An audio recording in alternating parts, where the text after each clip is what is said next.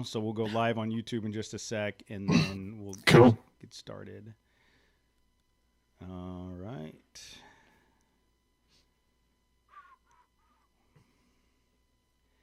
All right. Looks like the show is live. We'll get started here in a second. It usually takes. Your guys' YouTube channel is like exponentially larger than ours. We get. That's all him. We all, I bring the channel down, so we get somewhere between 10 and 15. 20, 10 to 20, 25 listeners on a good night in the chat room. And it's usually the same 10. As example, Tim is on there now. Tim's the first one in there. He says, hi, Jimmy and Tyler. Tim is my nemesis. Like if there was, he's great. I love him. So when we're doing interviews, I cannot watch the chat room. I can't pay attention to the chat because all Tim does is rag on me the entire time, and it throws me off, and I can't ask questions. So we have to afterwards go back. His goal in life is to throw you way off track. Oh, it's not his goal. It's like his job. Yeah, it's like his second job. Yeah. And then here's the other thing. Like John and Scott just joined in, and John's like, "Give him hell, Tim." Like everybody eggs him on. Everybody eggs Tim on. What's the Nega Scott from Scott Pilgrim?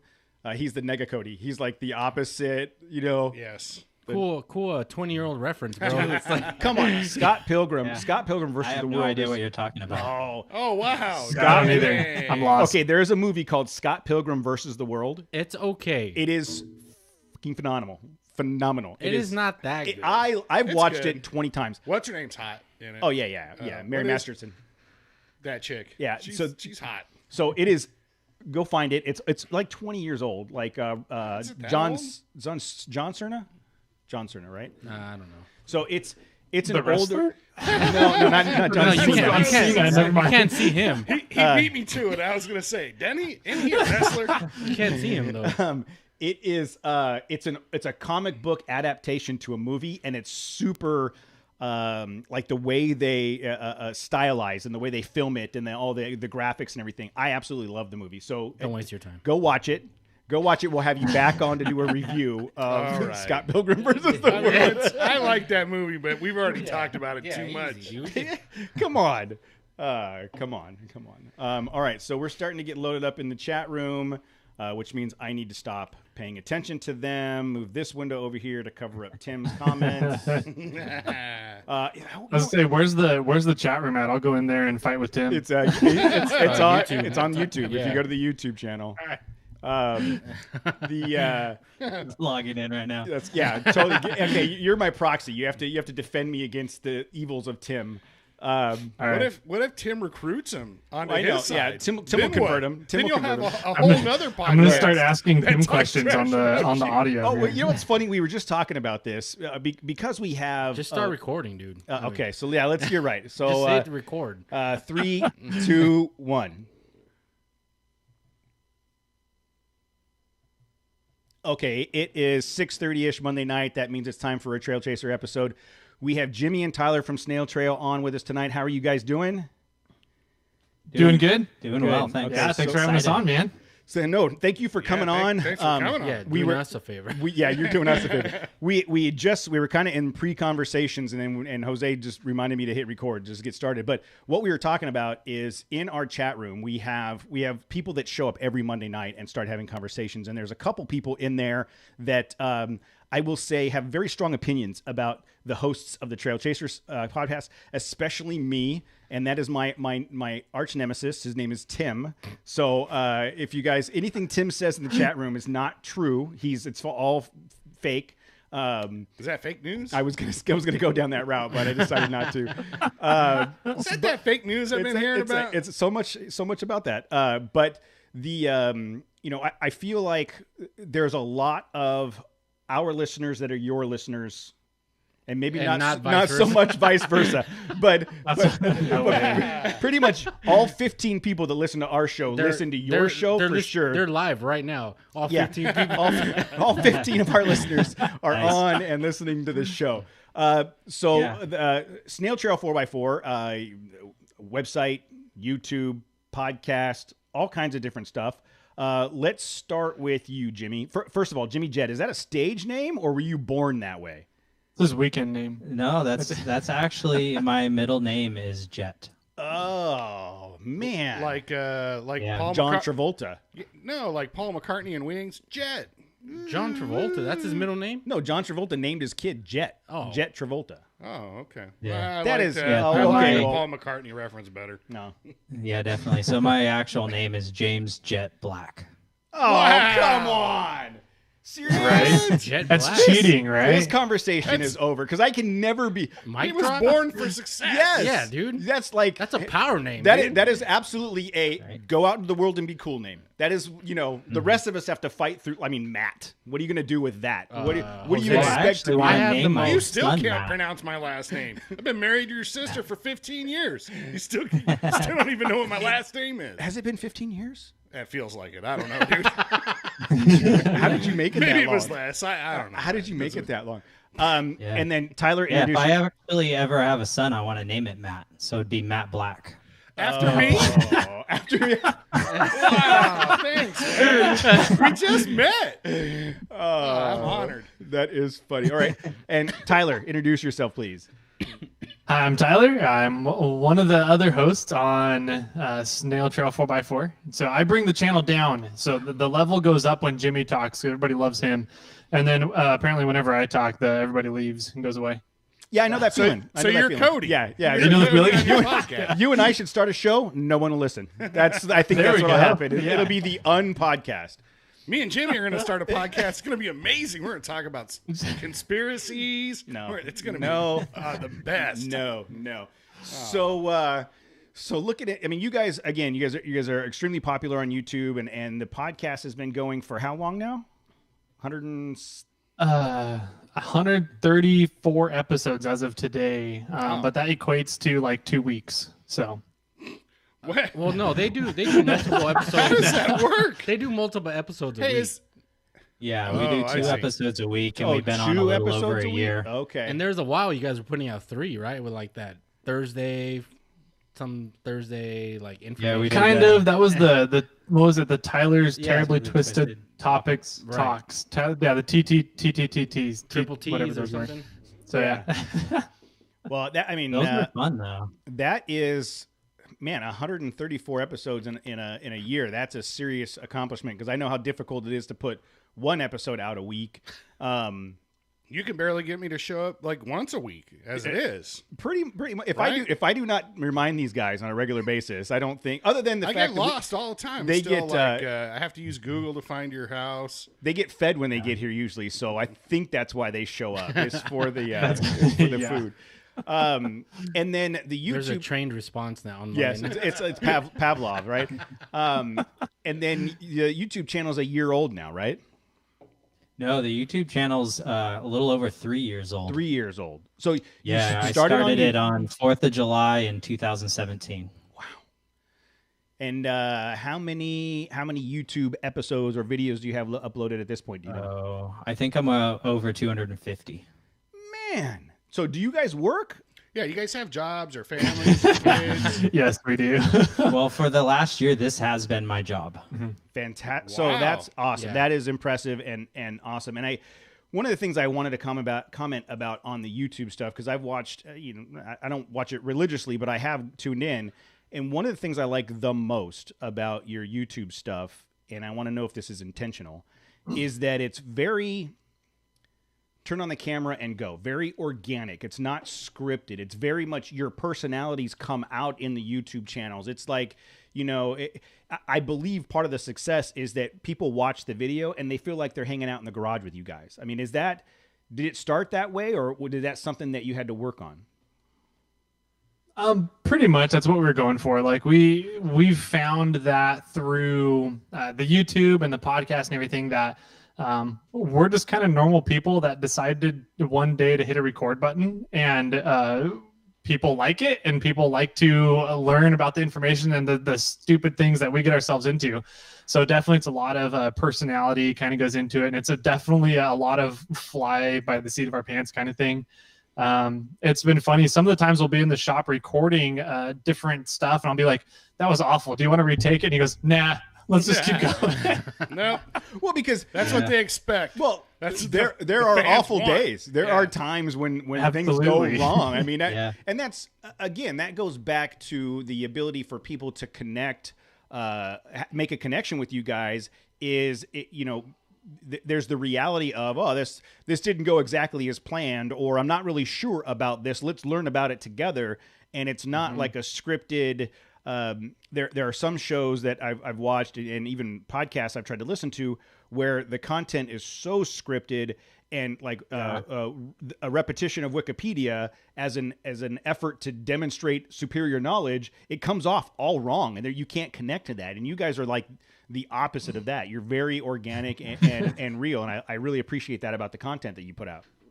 Yeah, thanks. I know that there's weeks where Tyler and I pretty much won't tell each other what we've been up to. And then when we meet up, we're like, oh my gosh, we have so much we need to tell each other.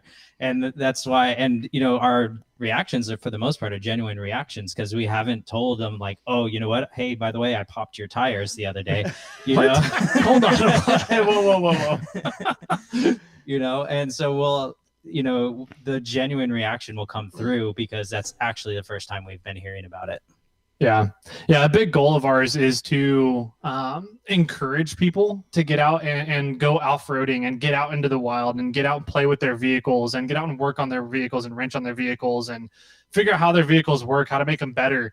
And we definitely feel like if we tried to, script things or try to be really professional, then it just comes off like, oh, that's not attainable. We can't, everyday person can't do that as well. Yeah. Whereas, if we're sitting around screwing everything up that is possible to screw up, everyone's like, oh yeah, they did that. If they can do that, I can do that. That's I can exactly screw that up too. That's our demo as well. Like, oh, that idiot did put a suspension on Exactly. his truck? It's got to be easy. Yeah. Easy. Right. So with we that, know we know of a few podcasts because we were on the High Sierra 4x4 podcast for a very small stint, trying to encourage them and keep them moving and keep the podcast going and take some of the weight off. And when we left that podcast and we started our own, we've had 2 or 3 podcasts start up, more or less saying, because you guys are doing it and you're screwing up all the time, we figured we could do the same too. thing. Yeah, 100%. And I think so. We've been, you guys and us, we've been creating content for a couple years now, and I've had people make the comment like, how do you do that? And the answer is always just do. Yeah. The guys show up, we hit record, we start talking. Sometimes they're good shows. Most of the time they're not. Sometimes they're not. It also helps when your host, one of the hosts, decides to do wheelies on his bicycle and he wrecks himself. You know what? And then Seriously, then you have a few weeks worth of laughs at his expense. If I Everyone loves it. wasn't as dumb as I am, I don't know that we'd have as many episodes. That's true. We would run out of content. We all have our roles on our show, and thankfully, The first time I used clip-ins, I did the same thing. I would love to say, clip-ins. this was a Why? result of clip-ins. Several other falls have been the results of clip-ins. This is just a result of being old, out of shape, and not knowing it, or not being willing to accept it. So with that said, like the content you guys have created both on the YouTube side and the podcast side, what would you say is the advice to those people, the people that have reached out to you and said, hey, I'm thinking about starting a show? What would you tell them now that you're 140 episodes into the podcast? I would say that simplify it. Like, don't talk about, we've done it a few times, but don't talk about like the 10 cool tools that you need in your garage. Talk about one tool per episode and make that a whole entire episode about one tool. Then you get 10 more episodes instead of that one episode that, covers 10 tools. So, really find the root of what you want to talk about and make it a lot simpler, and then try to expand on that one idea. Yeah. Focus points. Definitely. There's so many different ways to do off-roading content or any kind of content at all. I mean, we could have just in off-roading, we could have Jeeps, Toyotas, Chevys, Fords, maybe not Fords, but Nissan, Dodge. And... I'm sorry, you're breaking there's up. so many- I'm sorry, you're breaking up. What's that? I did. We're gonna have to end the call. Too much static. No, there's so many different things that you can do content on, and there's so many different ways and avenues to go about doing it, that just find something that you're passionate about and start making content about it. People will find you. And like you find and partner with other people in the industry, and like for podcasting, like we get to come on and hang out with you guys for an hour, a couple hours. It's a good time, and people find you. And as long as you're passionate about it, that's really what drives it. So find something you're passionate about and make some content. Just share what you're doing with the world, and it's a lot of fun. Yeah, me and Jose keep trying to go down conspiracy roads, and Cody won't let us.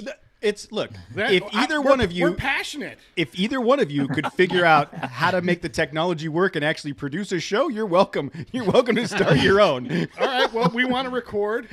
We want to use the studio Friday nights, like at 11 o'clock at night. That's when we want to do our show. All right, and they got to be fed too when they come over. Be fed. Yeah. I want IPAs. You know what? I don't drink beer at all, and my fridge is constantly stocked with beer because these guys come over here every week. Not anymore. A safe place to store it. Yes. So going back to passion, let's get some background here. So you guys, obviously you're passionate about off-roading. I'm assuming you've been doing it for a long time. Talk to me about kind of where that started. Where did the for each of you, where did the passion for off-roading start? What was your path kind of to this point? And from a professional perspective, like, were you in content creation or anything? What did you do in your careers before you started doing this? Me, you. Go for it. All right. Let's see. So when I was really young, I wanted to, before I could get my driver's license, I contacted my father and I said, hey, I didn't, I yelled contacted at him. Did you write him a letter? I was gonna ask. There's a weird family him. dynamic there. Yeah, I sent a pigeon I sent a it's not raven like he to my lives father. across the city, Actually, you know what? He's like calling me right now. It's just funny. Tell Dad or put Dad on the call. We'll ask him. Professional podcaster silenced his cell phone. I told him that I was like, hey, I want to build a car. I want to have a cool car when I turn 16, and I want to do this. And my dad's like, no way. I don't think you have any understanding about how hard that is. And I didn't. And so I started off with actually a Jeep XJ for a little while. As many people did that were poor. Yeah. Yeah, it was. I don't think it was a poor thing. It was a lemon. Shots Yeah, fired. dude. I had 3 of them. Yeah. I had 3 of them. I loved them. They were cheap at the time. You used to be able to pick them up for $2,500. That's what I'm saying. I loved them. Now you can pick them up for $25. Yeah. More like 10,000. Yeah. So that broke very soon after I got it, and then ended up with a 1990 Toyota. Did you make pickup. sure to check for that there was oil in the motor? I'm just, that's what I heard. It was a 4-liter. I heard think they those like oil. 4-liters can run forever without right? oil. They run without. Yeah, they run without oil, dude. Yeah. Ah, okay. Yeah. And then Good from to then, know. I just fell in line with a good group of friends that were off-roaders and outdoor people, and been wheeling kind of ever since. Went to college and met more people that were in the off-roading outdoor scene, and I went to school to become a graphic designer and do some web design, and I was doing that up until I left my job and started doing this full time. Wow. What was the pivot point where you're like, look, something has to give. Either my current job has to go, or I can't do the podcast and show anymore. Like, what was that like ultimate decision? Why are It you asking wasn't that, Jose? necessarily well. Why are you asking, Jose? Just asking. Yeah. It's funny because Tyler and I were kind of having a conversation along this a little earlier, and it doesn't fall true with the way I did it, but I told him that because he's got his other product, Morphlate, and I said, when Morphlate starts taking over 2% or 2 times more effort for you to do than your day job, you need to stop doing your day job and you need to start concentrating on, the side gig. And that wasn't true for me. I lost, like, the company I was working for, it was like very mundane, same thing over and over and over. And when I started creating the content for the YouTube side of things, this was pretty much all YouTube at that time. I just fell in love with it. I got to experiment with with my design side of things, and I got to experiment on my rig, and I got to create videos and go off-roading and show people these amazing scenes and amazing surroundings of Northern California. And, I took a massive, massive pay cut in just leaving my day job and coming to do YouTube and podcasting. But my quality of life is much higher and much more better. More better. That sounds horrible. That works. Much more better. I completely than, understand you. Than That it works for was. us. Mm-hmm. So, I chose living poor but having fun. Yeah, we pretty much choose. I don't have. That's Yeah, not a choice. I was That's gonna just say, me. That's just my reality. Yeah, living poor, not a lot of fun. I just live that way. What about you, Tyler? My off-roading kind of started, the passion for everything started when I was a kid. That was what my dad did on the weekends. And so growing up, my dad was always went to work before I woke up and was back after I was already in bed for curfew. So the weekend times, camping, off-roading, that was what I really remember from my childhood a lot of. So getting into that, and then, once I grew up and got a big boy job, I decided to get a big boy car, vehicle, a truck, a Toyota Tacoma, and see how many places I could take it. And that's really kind of where it all started. And from there, then I ended up with my current day job, which is a tennis sales. So I'm a sales rep here in Northern California for tennis, Wilson Racket Sports. So that kind of made me sell the Tacoma because it was lifted on 35s, mud terrains. It had a 6-inch lift on it. It was the dual cab long bed. It still hadn't been re-geared, so I was getting like 11 miles a gallon, and driving 40,000, 50,000 miles a year doesn't work too well in that. So I had to sell the Tacoma. But when I did that, what was cool is that I was able to buy a daily driver and a weekend play rig, Nice. and that's where I got my first Gen 4Runner from. And it was really well beat up. It was really well built up. I ended up doing some beating up too. Yeah. It had all the good stuff on it, Chevy 63s and the Deaver 63s in the rear, actually, some Alcan 5.5-inch lift springs in the front. It had the dual cases all set up, Marlin dual case 4.7 2.28. It had the R151 transmission, which has the lower first gear in it, the kind of the granny gear of the Toyotas. Mm-hmm. And it was an awesome rig. The first Gen 4Runners are fantastic. They're lightweight rig. They go anywhere and everywhere you want them to. They'll take a beating and keep going. And the axles had the full chromolyes, ARBs. It was fully trussed and gusseted. It was a really cool rig. And then it was stolen coming back from Sierra Trek with all of my gear, all of my camping equipment, my tools, my spare parts. I had a couple ham radio repeaters in there. It was pretty bad. So after I got it recovered, thanks to social media, so thank you everybody out there that helped with that. I got it recovered, and they had stripped everything off the rig except for all the off-roading parts. Like, they took the winch and the yellow top battery, but left the axles, the tires, the wheels, the drivetrain, everything. Why would you take that type of vehicle if you weren't going to strip the drivetrain? Like, I mean, go steal a Camry if all you need is a battery. Exactly, right? They liked his camping gear. Yeah. So they liked all my camping gear and all my radio equipment and all my tools and spare parts. So I got it back, and they had essentially stripped the interior, and I was just like, it's not my rig anymore. I didn't feel like it was mine. It was tainted, right? It was violated. It got violated. Yeah. Exactly. It'll never be the same again. Was it Dirty Mike and the Boys? Yeah, right. What the other guys? The movie The Other Guys? Yeah. I don't Hey guys, Yeah. we're gonna party over here in this Prius if you want to join us. Are There you you go, dirty? yeah. Are you Dirty Mike and the Boys?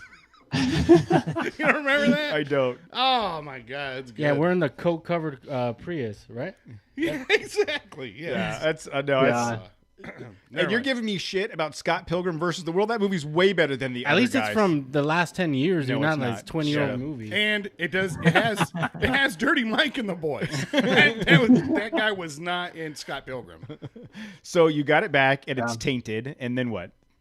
It's tainted, and I at that point as well, I was kind of like, the first Gen 4Runners, they're amazing. You can remove the tops on them, have an open top vehicle essentially, but the main problem was that the space between the driver passenger seat behind that and the rear seat area and the cargo area that was like unusable space. Yeah. You can't use it very well in the first gen 4Runners. So I was like, you know what?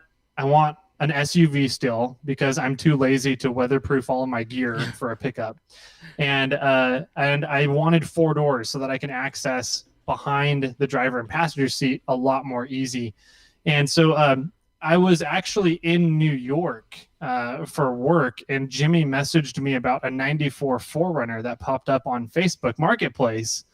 And so I messaged the guy and I'm like, hey, is there any way I can send my buddy out to go look at it and check it out and see, you know, if this is actually a really good deal or not? And he was like, I don't know, you know, it seems kind of weird that you're having somebody else come out and look at it. And I was like, yeah, I'm just in New York. I won't be back for another week and a half. And he was like, you know, I don't know. And I was like, I'll send you a deposit of like $500. I'm pretty sure I want this. I just need to make sure that everything checks out. And he goes, you know, this is starting to sound like a scam. What the hell is going on? No, he goes, you're in New York. You want to send me money for a deposit, and then you're expecting a guy to come and check it out and pick it up for you. I was like, oh, yeah, you're probably right. That actually does. I don't think it sounds that weird because I had my brother. My brother was living in Sacramento at the time, and I had him go look at a Jeep. I called him up. I said, go look at this Jeep for me. Tell me whether or not I should buy it. And then just a couple months ago, Casey had me go look at 2 vehicles that he was looking at buying because he couldn't get the time off work. And I don't work. Don't tell anybody, but I never do anything. And then I took off during the day. Cash checks. I took off during the day to go look at a couple vehicles for him. And I was like, yeah, my brother will be by later to buy this. I think it's a normal thing. Okay, that makes me feel a little bit better. I don't know. Yeah. So anyways, we were just like, hey, you know, I totally get it. You know, hey, we actually run a podcast and a YouTube channel. And he goes, oh, you Snail Trail 4. We told him Snail Trail 4x4. He goes, oh, I listened to you guys. And we were like, oh, okay. Wow. And he actually took your ham radio class. He did. He took my ham radio class. How funny. I believe the same one you were in, actually. It was, yeah. So it was just a funny coincidence that ended up all shaken down to get that 94 4Runner that I have now. And then once I got it, I decided that I really, really, really wanted to go on a Barrett Lake trail run, a weekend trip, like a week and a half after we got the rig. But I didn't want to take everything that was on the rig. I wanted to take everything that was on my first gen 4Runner and put it on the second gen 4Runner in a week and a half.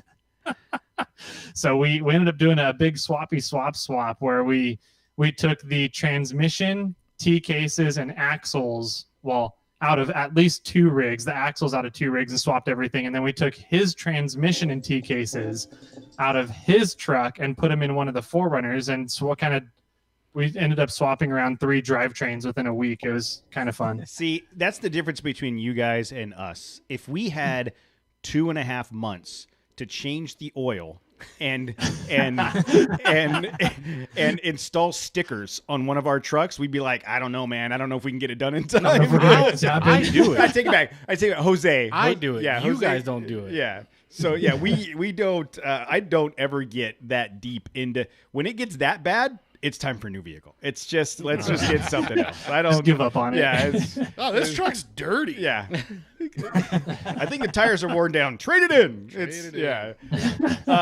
So going to that extent, you guys, mechanical aptitude and capabilities, you guys really know what you're doing, or at least you have the perception. We have the perception that you know what you're doing as much as you're faking it, I think, just because we're all faking it. That's a good way of putting it. Yeah. One of my personal mottos is fake it till you make it. Yeah, so it's definitely act like you know what you're talking about, and sometimes you make things work. Yeah.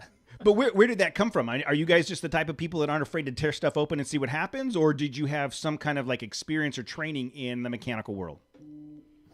No, I've had no training for the most part. I figured, I if I can take it apart, I can probably put it back together again.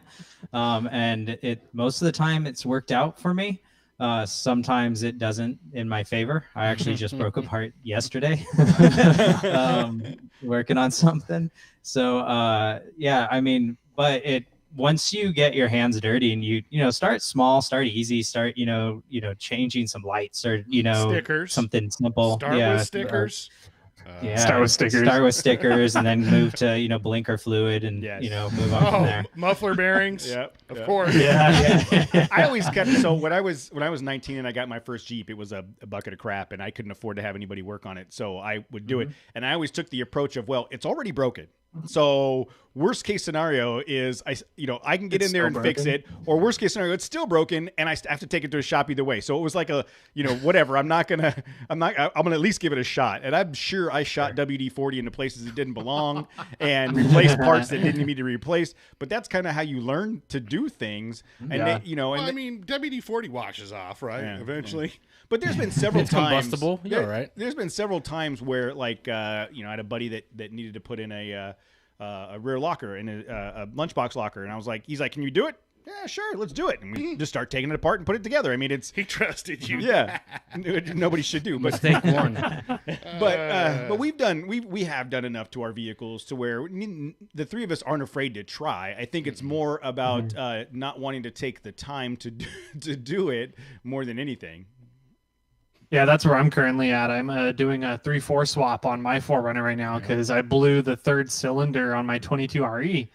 And I was like, well, I don't know if it's valves or if it's like a ring or a piston or a seal or something down in the lower end of the block. So I was like, a listener came forward and gave me a phenomenal deal on a donor rig for a 3-4 swap. So thank you, Troy, by the way, if you're listening. I was like, all right, fuck it. Let's go do this 3-4 swap. Damn And it, I where's was my like, pin? Damn it. 38 minutes. Hey! It happened. Good job. He's got to scramble for a pen. do we owe $1 to the swear jar? No, Nah. no, it's You can give me $1. I'll put it in a jar. I don't care. no, we just Give me that money. I don't know, like, I mean, we cuss like construction workers. We're but Technically, I was a construction Yeah, worker, for a lot of years. You can't blame me. and when I you first can. started my this, excuse? what started this show, when we started it, it was Just an asshole. Damn it! And then when we Oh, I can't say asshole. I don't know, but don't say it again. So as far as the show is concerned, like I always mark not explicit. And, the logic behind that, I've been asked multiple times, the logic behind that is there are people that will filter out content that has explicit, like they will filter out shows when they're searching that has explicit content. And so at first it was like just trying to keep everything family friendly or whatever, regardless of all the innuendo. But then it became a joke, and it became a thing where Jose would just drop F-bombs randomly, and I'd have to scramble to try to edit them. So now I keep a notepad with me at all times so I can mark down when someone says something I need to edit out. And we just lost Matt off the live feed for some reason. I don't. That's Does that mean we glitchy. get to start talking about it? Well, What fun stories do you have about Matt? That was your chance. That was your chance, guys. I'm back. Oh, man. Oh, no, I'm not Yeah. muted. So Matt, Matt was recently introduced. What a disaster! Will you please? Are you done? I don't know.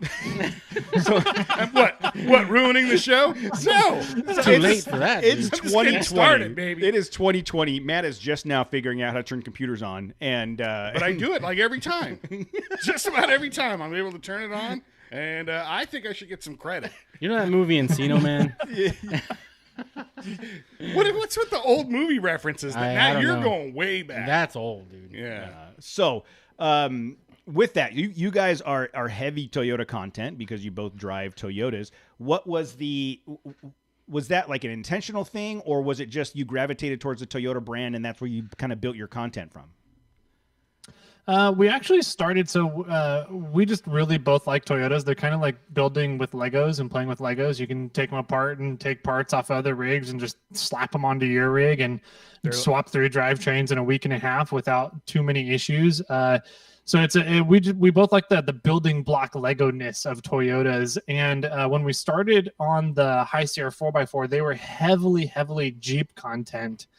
And I knew Greg and Jeff in personal life from wheeling and clubs. And Matt's gone. What do we get to say now? I'm not even doing anything. I guys. think at this point we're I'm better off with. I'm trying to contribute. What do you? Yeah, he's still on the microphone. You just can't see him on the live feed. probably Which, bet- to it's be probably honest, better that way. I think our ratings are just going to go. Yep, we got more viewers right now just from that. Nice. Look at that. So we'll just now my screen's black. we'll leave Matt off the live feed for now. We'll fix it in the break. That works. So Tim said he was getting tired of watching him anyway. So not true. No, I think Tim secretly loves Matt because That's not true, sir. because they're pretty much they could be brothers. I mean, like That's right. if they were in the room, people would think they're either brothers or bears. I'm not sure which one. one of the other. Growl. You're so growly. So the Toyota, I mean, we are brand agnostic when it comes to vehicles. I sold. I hate Fords. I had a Tacoma. Fords. I had a Tacoma. I wanted to upgrade and get something better, so I got the Ranger. Jose still drives his '94 Land Cruiser, and Matt has the Best Unicorn, truck in the world. the best truck in the world, the Nissan. The Land Cruiser, thanks, bro. But so how has that played into the audience, like the content that you create and the audience that you're getting? Are you seeing a lot of Toyota specific support, or are you seeing a larger group from the community that just, regardless of whether or not it's Toyota or Jeep or trucks or whatever, what's that mix look like for you guys? Do you want to answer that? We're definitely more Jeeps listen to our Yeah. podcast than Toyotas, That's I believe. funny, Yeah. dude. Wow. That's pretty funny. Yeah. Why do you we think that have is? I mean, out of it, because we asked for support and asked for people to give a review. So if you guys are enjoying this podcast, make sure to leave them a review because it definitely helps the algorithm. And whenever people leave us a review on our channel, they go, "Oh, but I'm a Jeep owner." Yeah.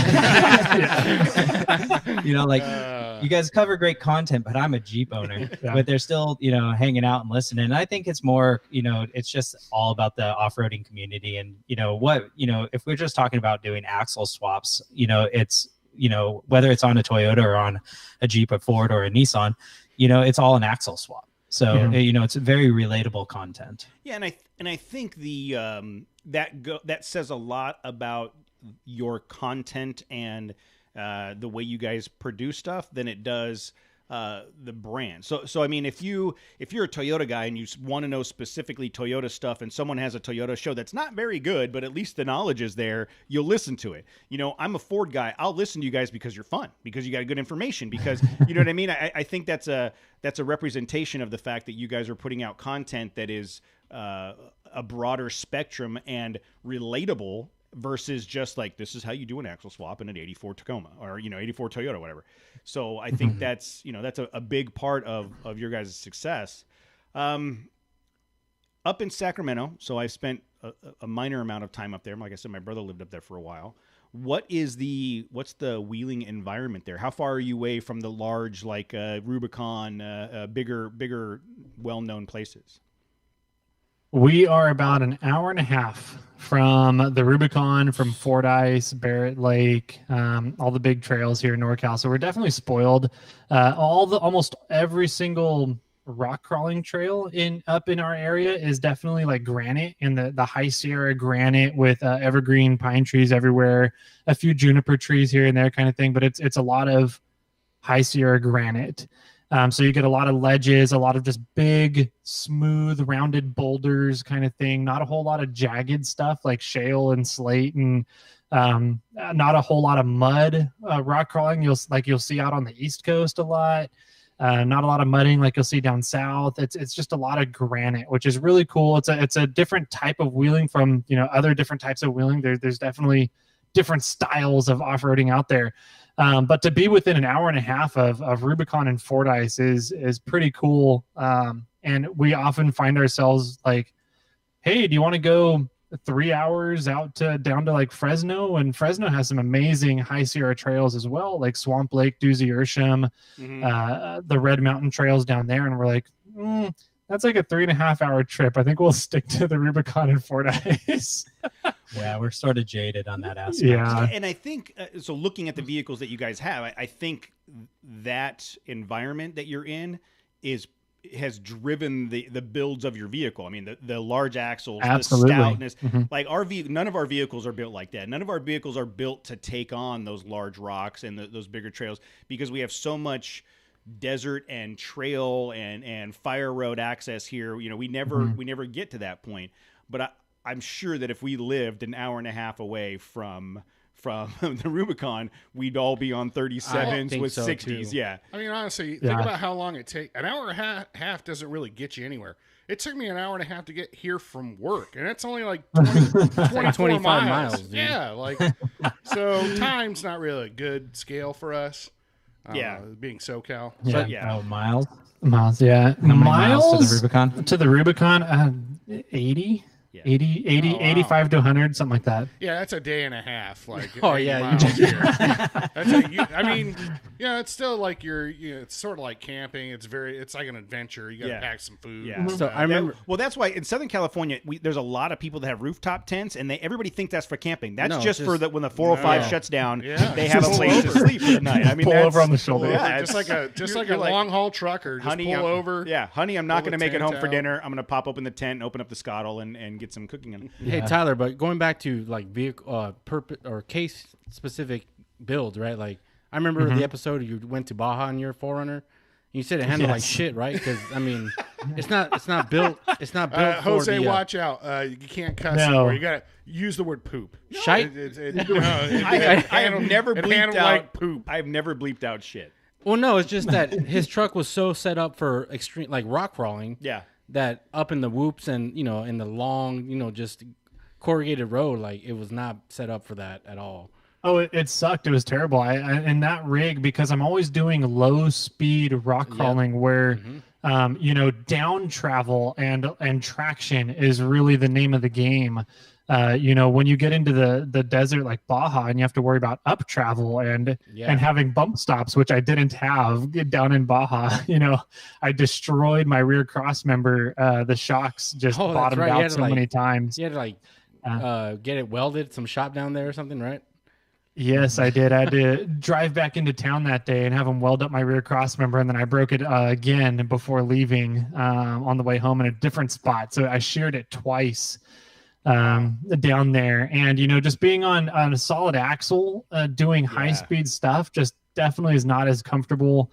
I didn't have the spring rates, the up travel, anything. Everything's designed on my rig for really low speed traction, down travel. Yeah. And as for what I put it through and drove it, 2,000 miles round trip and went through, essentially a course section of the Baja 1000 course with it. It was very impressive that I even drove it back home, but it was definitely fun. But it's absolutely, you have different purposes for vehicles. We've kind of joked about it a couple times where, we need our crawler, we need a go fast desert rig, we need a mudding rig, we need a Or an overlanding style rig. Like we both you just need to an do all Ultra the 4 stuff we car. want to do. We need like 5 rigs each. Yeah, or you need $100,000 Ultra 4 car.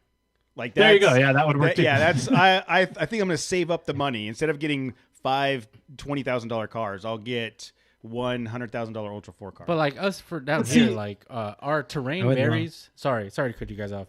Our terrain varies. Like we have some rock crawling here that we can hit, but we also have desert running, like a lot more desert running than we do rock crawling out here. Yeah, and there is rock. If we searched it out, Right, there it's are plenty down of here. trails that we could go find to do rock crawling on.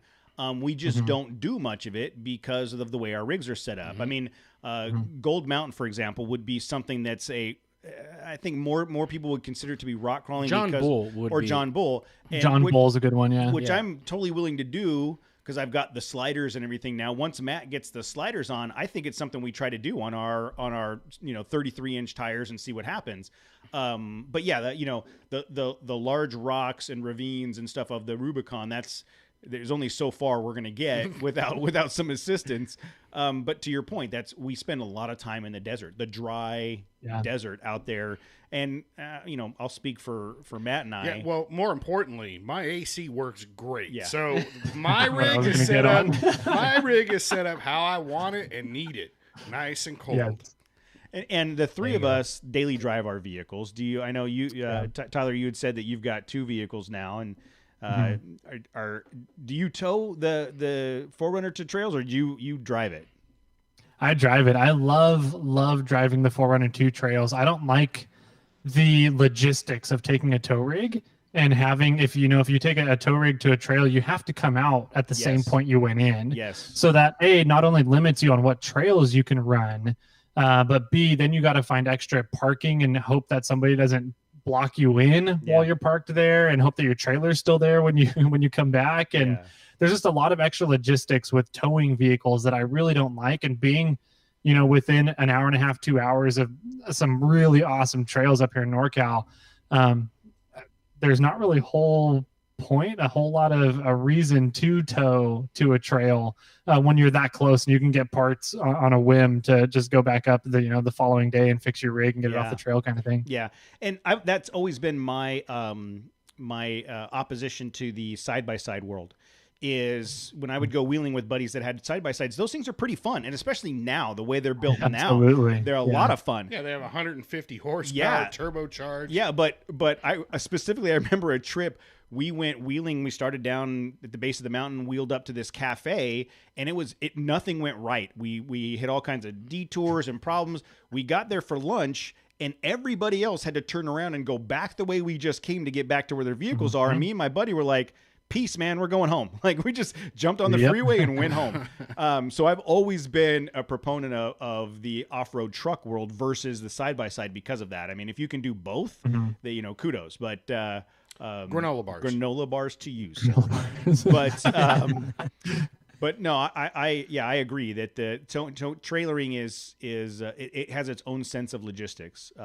If you're going, there's been situations where, like, we would go to Ocotillo Wells for the weekend, and you're going to have a campsite, and so you take the trailer out, drop it, and then wheel everywhere and trailer back. I've done that in the past. Yeah, but if you try to do Rubicon, you have to trailer at the beginning of the trail, and then someone has to go and pick you up at the other end of the trail. We did that once too. We did Barstow to State Line instead of Barstow to Laughlin, and one of the guys had a side-by-side. So we all got to Barstow, dropped off. His wife and the other girls stayed in the truck, took the truck and the trailer to State Line, and we went across and made them, because they were like, they wanted to get to the gambling. They wanted to get to the casino. They didn't care about the off-road trip. So that was, but that's, I think we're on the same page there. So with the growth of the show and the growth of the podcast and the YouTube stuff as it's growing together, what kind of things have you guys found that is either surprising or that you didn't expect? I mean, when you started this, I'm sure it was like, hey, let's see what happens. But what kind of things has really caught you since the beginning? I didn't realize how often we were going to be wrong. Yeah, that's a good one. We've had, I think we should make like a whole episode. We should make a third episode in a week and just do corrections from the last two episodes. But, to say that is because we have such a cool community of people that are listening to us, and we have, people that actually know some of the answers from what we're talking about and can get back into contact with us and tell us what we did wrong or what we said wrong, and then we can correct ourselves on air, and we can let everybody know what, hey, we said this and this is actually very incorrect, and what you need to do is, X instead. Yeah, but so going back to that though, like we talked about earlier, you guys having relatable content, you're just normal guys that are doing this. I've never gotten the feeling from what I've watched or listened to in your show, you never present yourself as an expert. You're the guys trying to figure this out. So people are open to the idea of saying, hey, just so you know, there's a better way to do this. You guys are receptive to that information. Is that an accurate statement? Absolutely, yeah. We're, like Jimmy said, we are super lucky in that we have some really, really smart listeners, much smarter than we are, and they definitely help, because we've tried to talk a couple of them into doing their own shows and their own podcasts with stuff, and they're like, no, I don't want to be on air all the time. I don't want to put the work into it. And I was like, they'd much rather just kind of sit back and correct us and send the corrections to us and let us, I guess, hit the record button each time. But it's super fun, and it's always fun to be wrong. It's weird. I don't know. It's kind of weird to say that, but it is super fun to be wrong because you learn a lot of stuff from some really cool people out there that are just listening out in podcast land or on YouTube land or wherever it is. Yeah, and I don't think I've learned anything. well, I was just going to say we've spent the majority of our life being wrong, so we just don't know any difference. It's that's just like a Tuesday for us. Yeah, man, I think you're wrong there. You're probably right. If someone's going to question it, I'm going to go, okay. If you say so, we'll see what happens. But what do you think? What content? Speaking from like either the podcast or the YouTube channel, what content do you think resonates the best? What do you get the most feedback on? How about you take the podcast? I'll do YouTube. Oh, okay. I'm going to go with ham radio. No, I'm just kidding.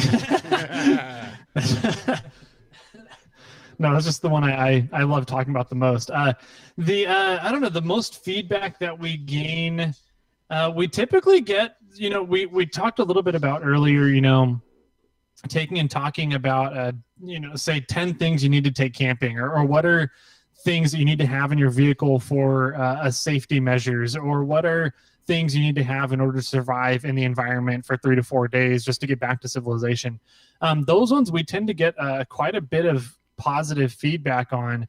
And what's really cool about those ones is that not only do we get, good feedback, people saying, hey, that was really cool. I didn't think of that item or this item or how to do that versus the way I do it now. But we get a lot of feedback from people who do it so differently than we do. And we're like, oh, damn, that's a really good idea. That is a really slick setup you have in your rig. So, and you're like, I've never thought of doing it that way. Exactly. So it's really cool. Like I said, not only are we kind of sharing our experiences, but then we have this wide audience to give us good ideas as to what kind of cool stuff we want to do to our rigs as well. Yeah, absolutely. I mean, the one I'm thinking about that is just referring back is, we did survival equipment, and we had a guy from Australia write us and say, you need a snake bite kit. And we're like, well, yeah, in Australia, that's not a you're going to need it. Yeah. In Australia, they give you one at birth. Yeah, they give you a suit of armor. They give you a suit of armor and snake bite kit, a knife that big. Yeah, and to be honest with you, that's not the least dangerous. That's like the least dangerous thing in Australia. They got spiders. There's like vampire bats or something. Everything in Australia wants to kill you. Exactly. Essentially, yeah. Even all the plants are trying to kill you all the time in there. Yeah. On the YouTube side of things, I get a lot of feedback on my how-to videos and like how to lift a 4Runner or how to level out a Tacoma, and I get a ton of feedback on that. But I by far get the most interaction on a building series of like, hey, I don't actually know what I'm doing here, and I'm trying to learn how to fabricate this. And if you guys have any feedback, please help me out, because I'm learning as I'm going, and that like goes millions. I get tons and tons of comments that way, and it's all true because I'm totally out of my element. Like I'm gonna rip apart a 2-wheel drive truck here soon and build it into a 4-wheel drive truck. And I've done some of this stuff, but I'm considering like hacking off the frame and building new frame rails, and and that's going to be way out of my element. And I only know that the audience is just going to eat it up because there's so many people out there that have done this sort of thing before and have great feedback to help me out. I don't know. I mean, we've offered up like love advice, free love, call in or leave voicemails. Financial advice. Financial advice. I don't know. If you guys want fabrication advice, I'll give it to you. I'll give you some advice. No, if someone needs fabrication advice, we'll bring Casey to a take it to a reputable fabricator. Call my brother. He'll take care of it. But so I want to go back to that though. I think again, not to belabor the point, but you guys aren't afraid to express some vulnerability in lack of experience in specific topics. And I think that goes a long way with people, because most of us, when we're trying to do something out in the garage we've never done before, we feel that sense of vulnerability, and we're like, man, I don't even know how to do this. I don't even know where to start. And here's someone that's turning on the wrench in the wrong direction. Yeah. And here's someone that's in the same boat I am, and they're willing to put it out into the world.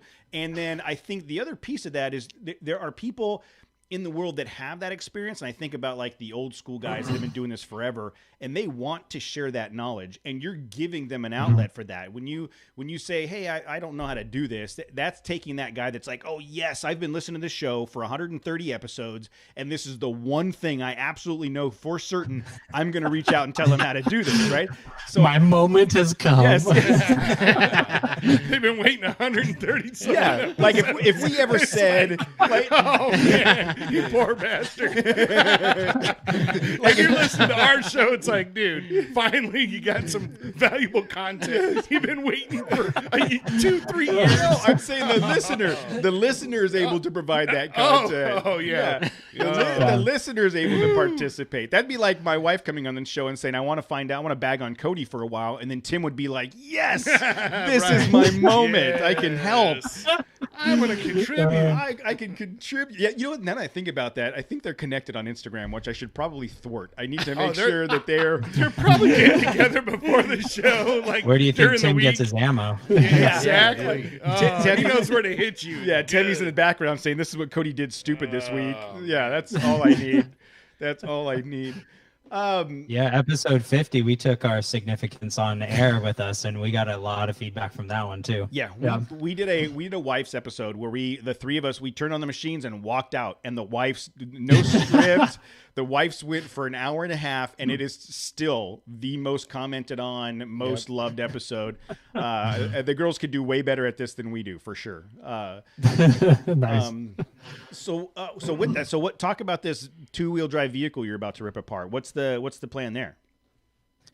It's really it's been morphing and then going way back to being simple and then kind of morphing again to getting extravagant, and so it's all over the place, and so I don't have an exact answer about what's it going to become, but for what I can say for the most part is that I am going to be taking it's a 1993 Toyota pickup.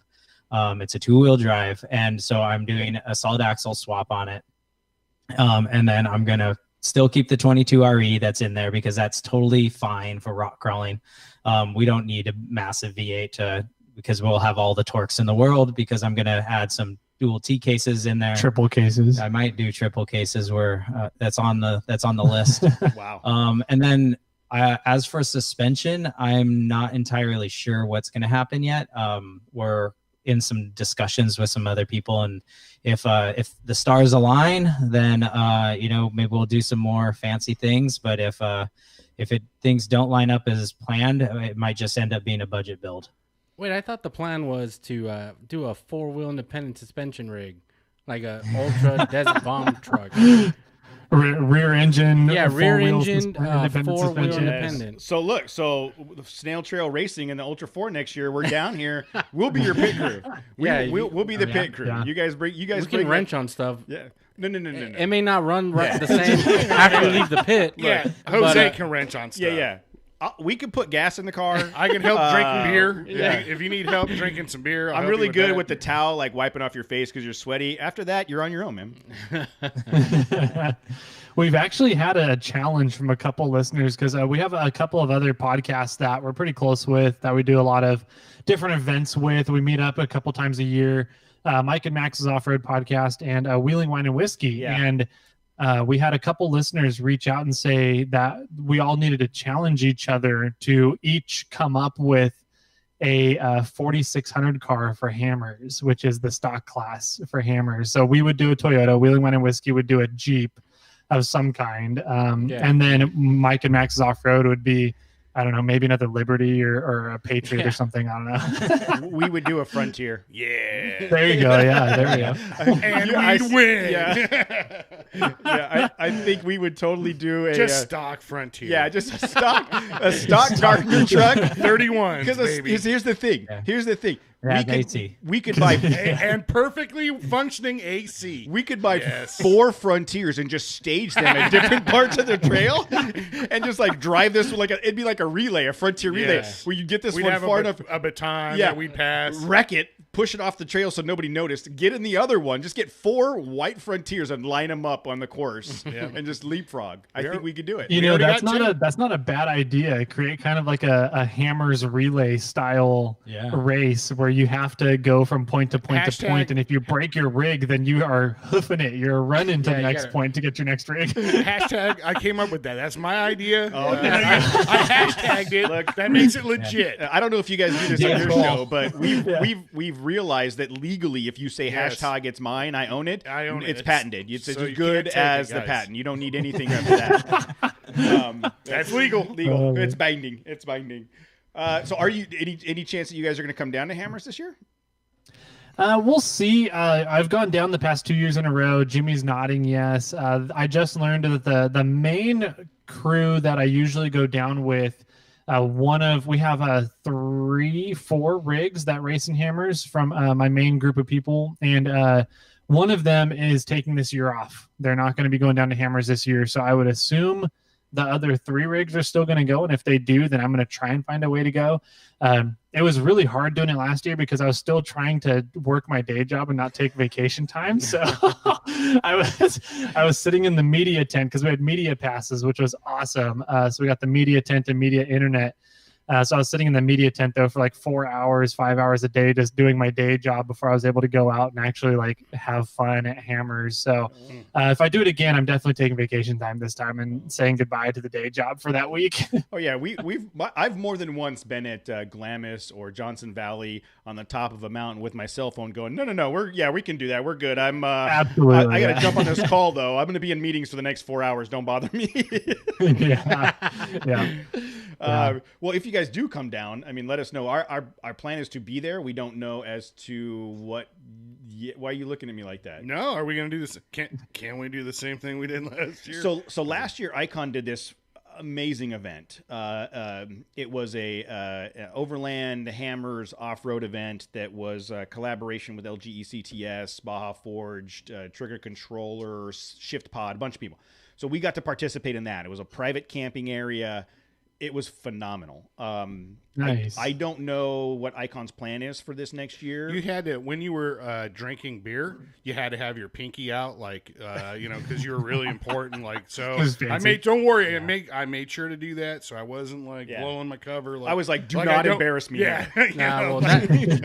We failed in not embarrassing you. Like, 1 o'clock in the morning when we were totally hammered. There was a significant amount of embarrassment on that show. We won't go into it now. Whenever we get with certain people in our crew, we reminisce about it. That and my brother chastising a former Ultra 4 race participant on how Ultra 4 works is probably that was good. The funniest thing I've ever seen in my life. Watching my brother talk to Teresa about how she's wrong about Ultra 4 when she's raced it, I don't know, a couple times, 3 times. Anyways. That's hilarious. So if we'll find out if that event is actually going to happen because that's a really cool thing. And then if not, we will be there in some capacity. Cool. So, and while I'm thinking about it, I want to shout out to Val, my friend Val. A couple years ago for Hammers, I didn't get tickets, and she grabbed me passes and gave them to me. And she's become a listener to the show, and randomly she's connected to my sister-in-law. They're best friends. And then my wife was at an event last weekend for my sister-in-law while I was on drugs still, and they were talking about the show. And my wife was like, "It's weird that somebody I know listens to my husband's show every week," and she just like had it hard to process it. But Val, thank you, and I'm sorry I didn't get to see you at the party last weekend. What was that about? Like was that a personal shout out? Are we doing that now? No. It was a personal shout out because Hammers. I'd like to shout out on the side, or I'd like to shout out my buddy from high school, Zach. I haven't seen you in a long time. I miss you, brother. Morris? No, not Zach Morris. But I hope you're doing well. I'm sure you're not ever going to hear this, but I miss you, bro. We were talking about Hammers. Jose, do you want to go? Do you want to shout out somebody? Nah, nobody paid me to shout them out. It reminded me of a fortunate time in my life, and I wanted to share it. That's all. Are you gonna cry right now? I could cry right now. I see tears forming. Do you guys cry a lot? I cry a lot. I don't know if that's. I don't know if that's a thing. Anyways, we'll talk about that later off the air. So what if you guys do make it down to Hammers? Let us know. We'll plan something. At the very least, we'll be there in some capacity. If Icon doesn't want to go back to that same spot, I say we go back we'll to take that that spot. spot. Yeah, we'll go back to that spot. same spot. Yeah, mark the whole thing out, We'll remember how to get there. Oh yeah, I got a map. I got a map out.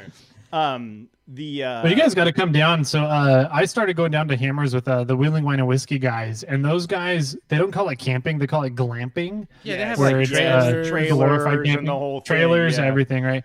But they set up this massive kitchen setup in like Peter a 14 by 30 foot space with pop-up tents and walls all around it, and they circle, like, I think this year we had 20 to 30 RVs and trailers that they just made this massive circle out of as a wind block, and that's a good time hanging out. They know how to do it. They've been going down for quite a while. So if you guys end up not going to the Icon thing, or they don't have it for whatever reason, come on over. We can definitely make room for you at the Wheeling Wine and Whiskey Circle. And I think we were supposed to meet up with them last year. There was like several people that were like, we're going to try to get here and try to get there, and there was just so much going on. And the other thing is, I'll be honest, that whole Hammertown like gives me anxiety. I don't want to be like we were camped off Thunderdome, dude. It is. Yeah. I do not I drink. could have swore I saw Mel Gibson. dude. Look, I don't drink, so I don't have the sensory dullness to be able to handle all of the stuff that's going on in Hammertown. Did you just call me stupid? When you drink. Agreed. Yeah, no, it's pretty crazy. I mean, Hammertown, there's many bicycles running around till 4 a.m. completely plastered drunk in a circle, and there's people doing belly flop contests into mud puddles, and there's fireworks going off, And that's all just Matt's tent. 24/7. That's all just Matt. That's Right. it's borderline There you Burning go. Man. You know what that is? That's America. That's what that is. America. We will figure something out. So Yeah, definitely. between now and the end of the year, what kind of events or trips or like things do you guys have planned that's like big for you guys? Well, for me, definitely finishing up the 3-4 swap in the 4Runner. I love snow wheeling. So more than rock crawling, more than any other type of wheeling, I do love my snow wheeling. You're shaking crazy. your head. Cold. Yeah, Nope. Come that's on. You don't even need the AC Snow, though. snow on the ground. Turn You around. turn around. That's You our turn motto. right No around. way. That's our motto. That's when all the fun begins. Oh, my kind of fun. So I will say that I have been anti-snow wheeling for the majority of my life, and I've told stories about in my early 20s getting the worst stuck I've ever stuck in my life in snow. Absolutely. Last year in my Tacoma with the Nexen tires, Jose and I did a run in the snow accidentally. It was just a rainy day, and by the time we got to the top of the trail, It was full on. it was like dumping snow. And I Nice. had my daughter with me. It was Jose and me and my little girl. And I was like, this is the worstest. I'm the worst parent in the history of the world. But I was so impressed with the I don't way. think Jose's that bad a guy. You don't No. have to feel Yeah. bad I about mean, I'm having him sitting right hanging here. out with your family. I'm sitting right here. Dude. He's right there. I think part of my opposition to snow for so long was not having the right vehicle and the right tires and the right equipment to do it. I think now with the Ford and the Nexen tires, I would love to go tackle some snow because I feel way more confident that I'm going to get out.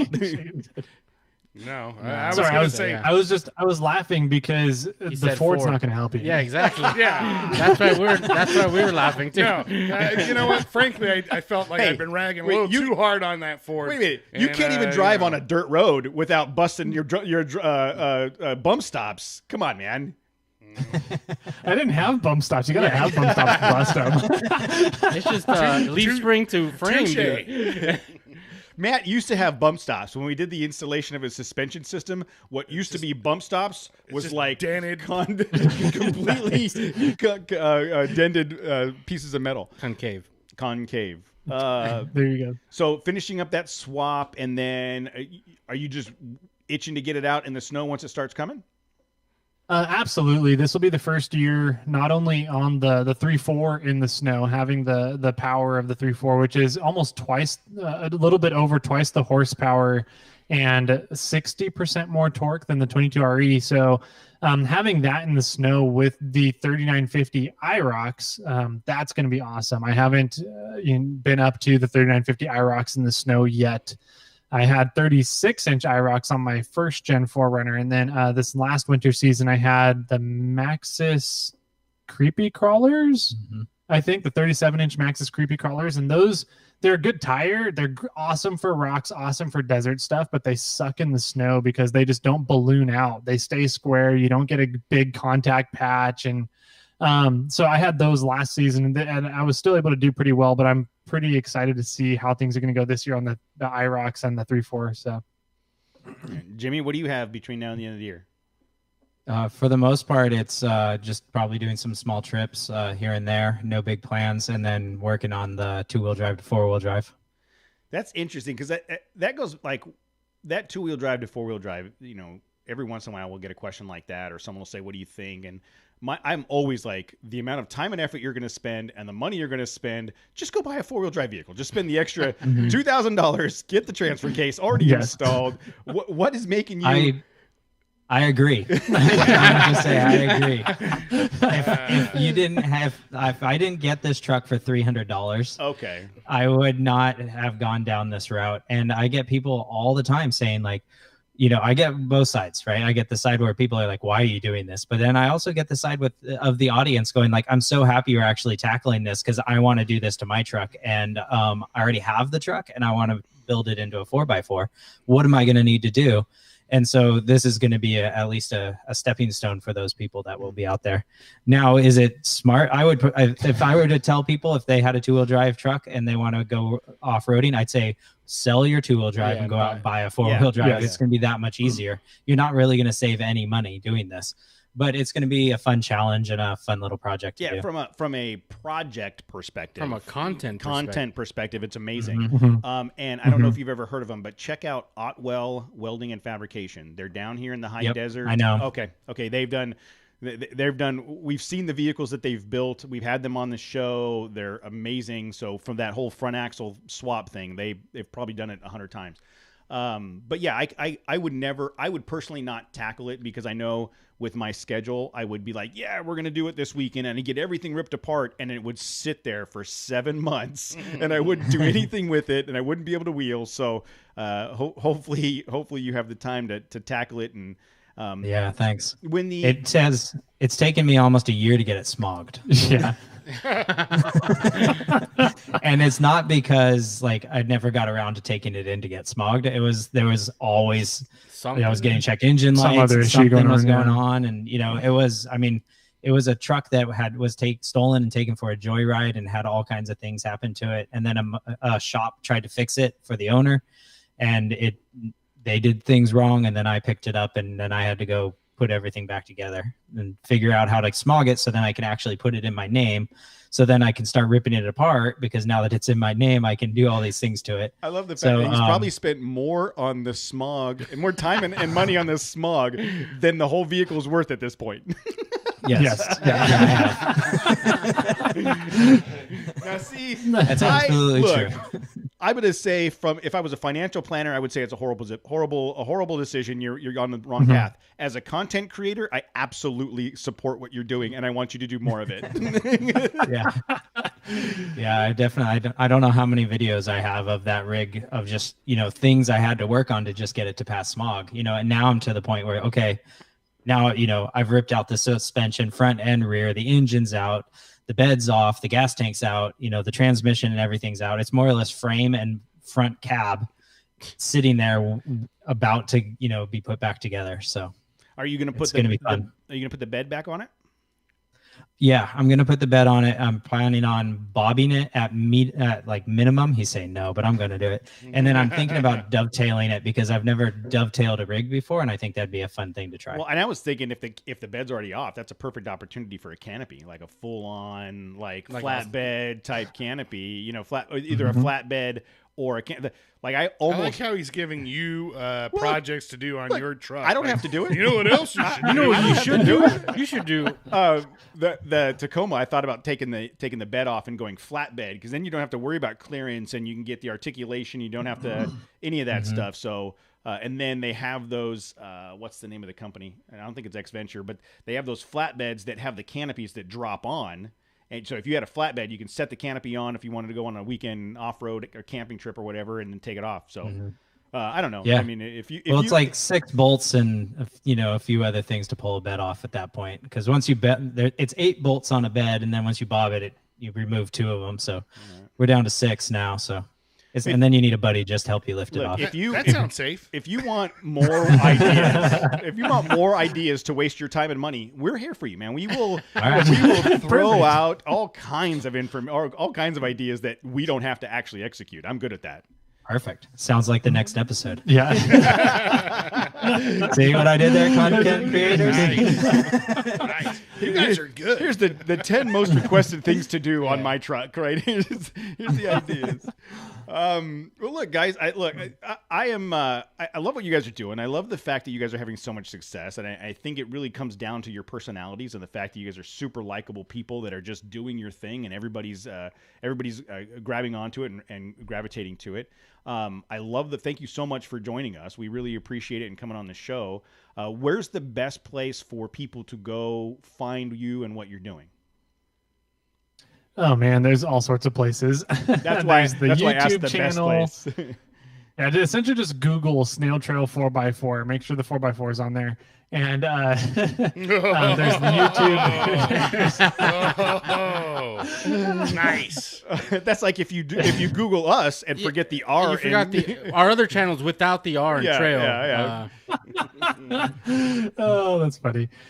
So yeah, there's the YouTube, there's a podcast, there's the website. We're on every single podcasting platform there is. We're all over the place. Just Google Snail Trail 4x4, and there's lots of different places. There's email. You can get in touch with us at Jimmy@snailtrail4x4.com, and then mine's Tyler at snailtrail4x4.com. We've got Snail Armor on Instagram. I was going to touch on that. As an appreciation to you guys, I wanted to say to all your listeners out there, I'm going to give them a 15% off discount code. We'll do Trail Chasers 15 for any Snail Armor products you want. I've started developing a flat tailgate for the Tacomas 2nd and 3rd gen right now. Tundra is about to come out hopefully within the month. And then I'm going to start branching out to other brands as well. So let's do Trail Chasers 15% off Snail Armor products. And that's just for your guys' listeners. That is awesome. Thank you. And and they can find that at the snailtrail4x4.com website? It's on Snail Trail 4x4, or you can go to snailarmor.com. Mm-hmm. Very cool. Thank you so much for that. That is very cool, man. I appreciate that. That's awesome. I mean, look at we're already saving you money. I mean, look, what else can we do, guys? just go there and buy the thing. We've saved you the money just by being here today. Nice. Well, financial podcast. Yes. So we've already given you financial advice. For some reason, Matt is like dying to give people love advice, and he's married to my sister, and I don't know how comfortable I am with that. Exactly. Who am I kidding? Who am I kidding? We've had those conversations. But again, going back to what you guys are doing, it's fantastic, man. I see the success you guys are having. It's inspiring for what we're trying to accomplish, and the ongoing growth that you're having is awesome. And I don't see it stopping anytime soon.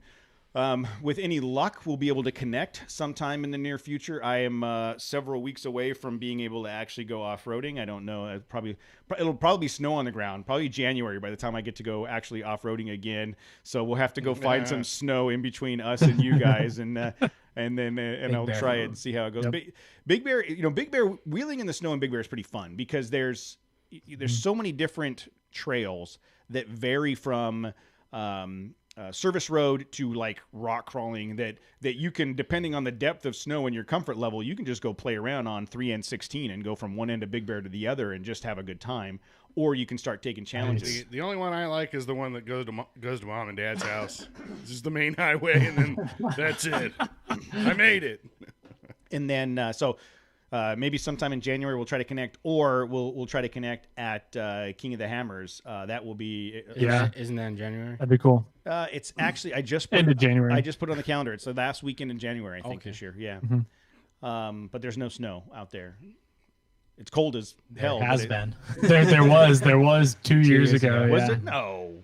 Really? Yeah. Yep. The morning of the 4,800 race, there was snow on the track as they were starting. So they went through and, all the racers, just their hands got completely frozen. They couldn't operate their winches, nothing. They couldn't do anything with their hands, traveling until about, 9, 10 a.m. or so when it finally started warming up. Cody can't do anything with his hands. I was waiting. either. I knew that shit was. I knew there was going to be a reference about my physical inabilities. We must be running long because it feels like if you know the jokes are coming. Yes, and we can do an entire show. coming. We can do an entire show just like have the chat room make fun of Cody's physical incapacitations. That's Not limited to his arm. So, all right. Well, guys, I do appreciate you coming on the show. We will connect again over the next couple of days about the release and everything. You guys know how it works. For those of you that aren't subscribing to their YouTube channel and or their podcast, please go do so. You can find them at snailtrail4x4.com. And if you guys are looking for good, genuine content for the off-road world, you guys got a taste of it today. So if you're listening to this show, I'm sure that you will like their show as well. Tyler, Jimmy, thank you guys so much for coming on, man. We will we'll catch up with you soon. Thanks for having us on, guys. Thanks. This was fun. Yeah. Thanks, guys. Yeah. All right, guys. Okay, so live feed is still on, so don't say anything bad about Tim. He left. Oh, he's gone. He's gone. He had to go to Yeah. work or something, didn't he? Yeah. Yeah. Well, hey, guys, seriously, that was great. Very enjoyable content. I love the fact that talking to you guys is super easy, like being able to hang out and just have a chat. So thanks again for coming on. This is great. Yeah, no problem. Definitely. I mean, we had a lot of fun too. I mean, we've said it on our podcast. It's like, it is. We're just sitting around and talking. We're just two dudes that just like to talk about trucks, and Yeah. all we do is hit the record button, before we start. Yeah. And I feel the same with you guys. We could probably talk for hours. Yeah. Yeah, for sure. I think there's been some people that we've had on the show, like you guys and some others, where like we should just like go back to all of the people that have been on the show over the last year, have them all meet us at Hammers, and just turn on That'd be so cool. 16 video cameras and just like sit around the campfire. The only thing is we would need Jimmy and Tyler to edit it because we'll never put it together. Oh yeah, it would just die on the Jimmy vine. Elliott. Exactly. Just like the 500 hours of footage I have. Okay, It's site we're still live, but while I was off this week, one of the things that I was doing was trying to consolidate our video and stuff, and we have terabytes of video from trips, and I ran out of room on a 500 gig hard drive, so I had to then start loading it onto my actual internal hard drive. We have, from going back to 2016, I have so much freaking video that has just done nothing with because we suck. So. Yeah, storage is actually one of the hardest things. I just purchased a 360 camera, and I went on a trip, and we went filming, and I probably, out of a 15-20 minute long video, I had over 250 gigs that the 360 degree camera captured. What resolution were you capturing in? It's two 5.7K or 5.7K cameras. Is it K? Wow. Something like 4K, that. 4K, 5.7K. Two of them, right? One facing each direction, right? And then it's a GoPro, so it stitches it all together for you.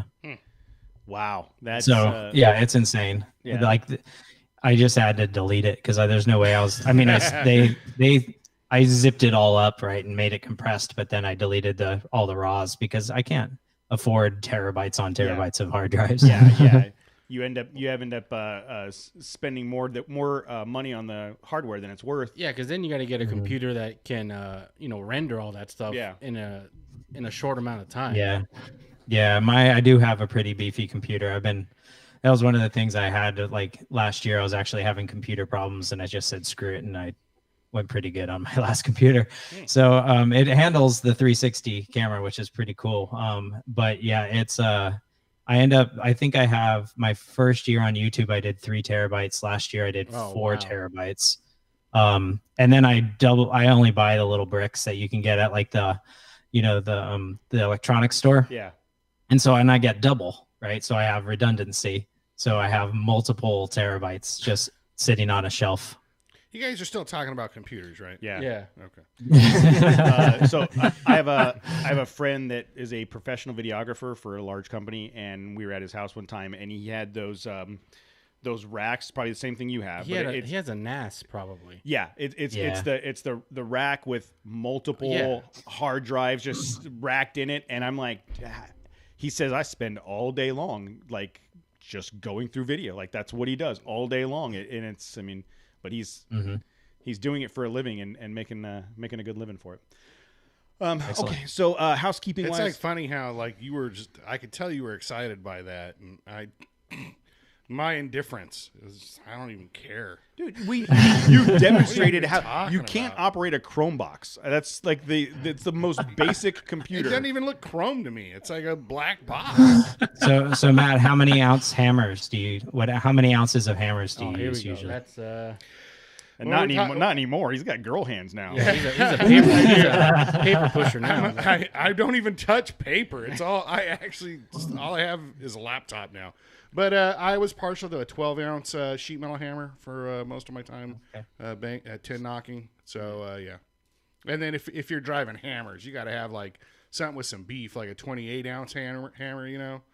16 penny nails. You just like Daniel LaRusso putting a fence up, just bam, one shot.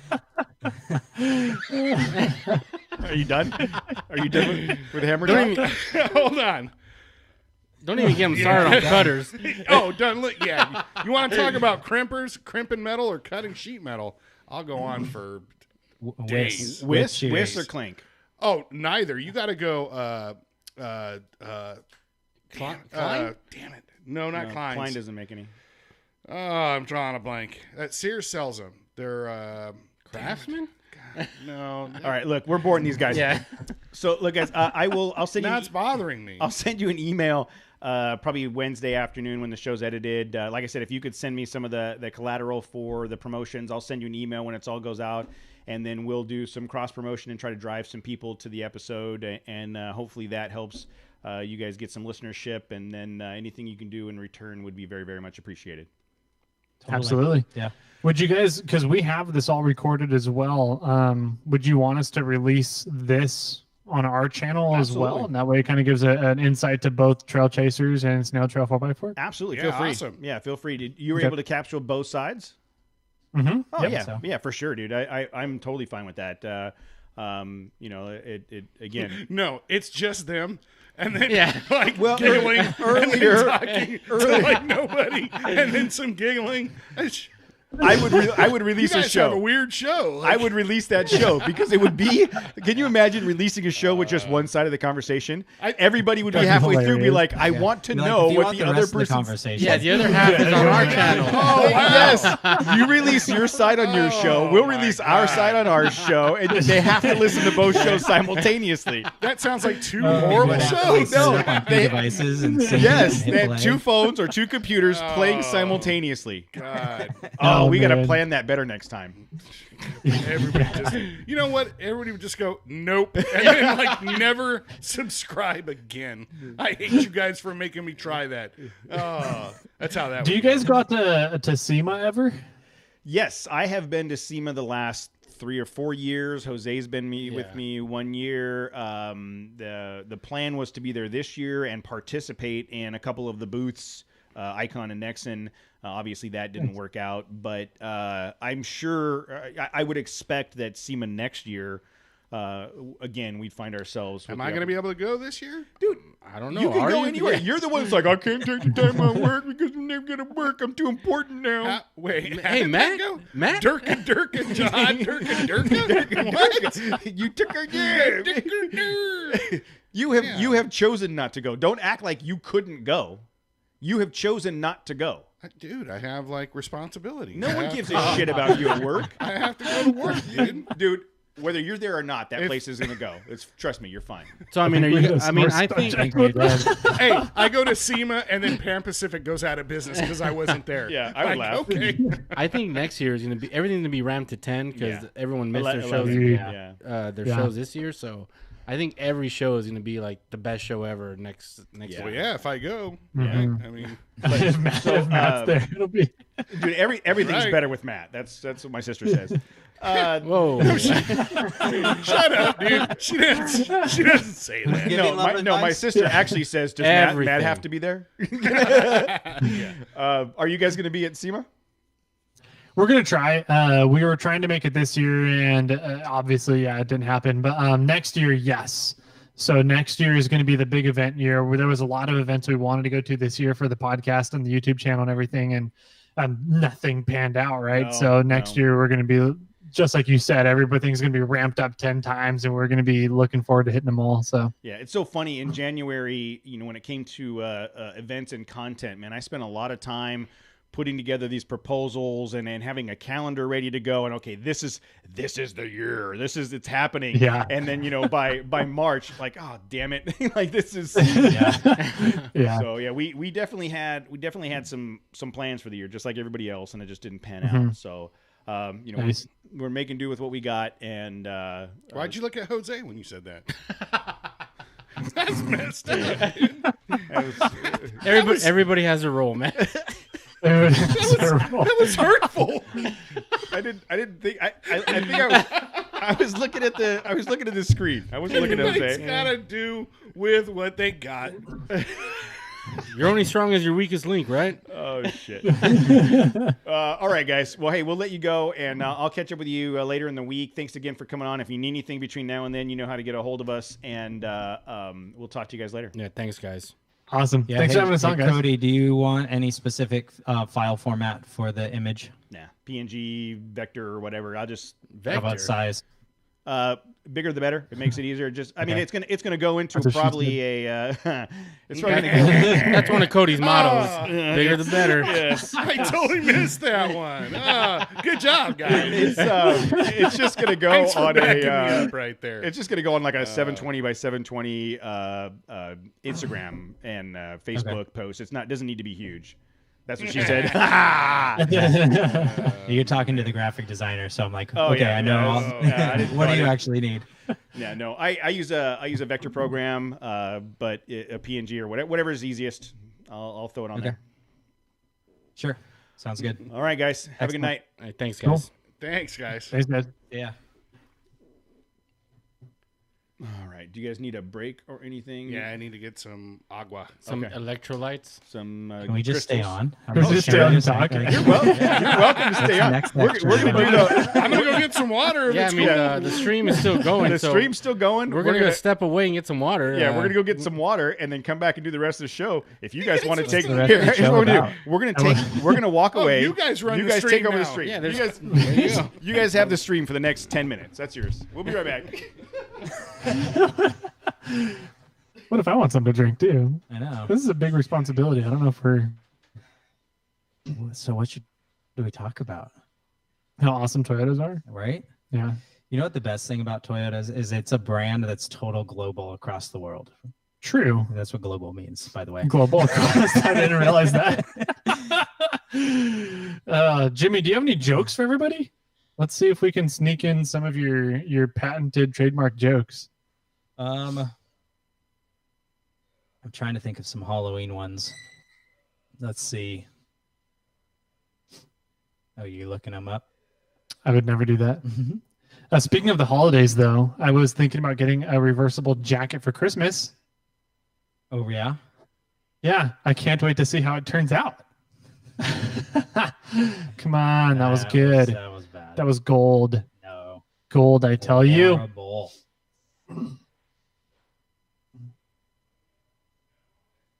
Do you know why skeletons are so calm? Calm. I don't. Because nothing can get under their skin. Mm, No? no. My wife has been sitting around this whole time because we're, over here at the different recording studio. Mhm. But she asked me if she can get some peace and quiet while she tried to cook dinner earlier. Oh, really? How'd that go? I took the batteries out of the smoke alarm. Nice. See, that was good, right? I just put my earphones on. What did I miss? We're just telling jokes. We're doing comedy hour. Did you know why the headless horseman got into business? Mm, I He do wanted not. to get ahead in life. mm. Ooh, that's even for a dad. That's a pretty good dad See? joke right there. Yeah. Right? See? Did you hear about the guy whose whole left side was cut off? Mm-mm. I don't know. I haven't. He's all right now. Yeah. He's What's the last thing to go through a bug's mind when it hits the windshield? It's ass. Yeah. It's- Can you wave hi? Where do ghosts go on vacation? I don't know. Malibu. That was good. You trying to see yourself? That's. I'm disappointed in your jokes tonight, man. Are we doing like dad jokes or something? This is comedy hour. You know, I figured there's so many other different podcasts in there. There's financial, love advice. Oh yeah. Figured we'd do a comedy time too. Why don't mummies ever take time off? They're all wrapped up in their work. Ooh, that's a good one. They're afraid they might unwind. Oh. Mm. We're in between segments. You ready? Hey, go dressed. Can I have a computer? There's a computer in your room. Oh, you mean my computer? Yeah, it's right there. Yeah, it's right there. My mommy can log in for you. You have to sign out of my profile and log in for her. Here, let me see. I have to get my. You guys have kids? Kind Not of. yet. Sort of. Kinda. How do you wait? I thought it was a binary thing. Like you either did or you didn't. Tell me My what girlfriend options has are a there? kid. Oh, okay. Well, then I'm going to say yes. Yeah. Mhm. We call her the assistant's assistant. Okay. Yeah. So you guys all record in one room? Yeah. That's cool. Yeah. It gets pretty You're all- toasty in here with all Yeah. the equipment on and Yeah. We. three. Some air conditioning guys. Yeah, Yeah, I we should mean, use I wish Matt, we knew Matt. AC guys. Will you hand that out the door to them? Yeah, so we all sit in the room and record. We turned basically the spare bedroom in my house into a studio. This used to be Yeah. my daughter's room, but the layout worked better. So I was in a different room, and then my daughter was in here, and then Matt joined, and we literally opened up a plastic table for him to sit on. And then when Jose joined, it was like, okay, we got to figure something else out. And the layout of this room was better, so we moved her into that room, turned this into the studio.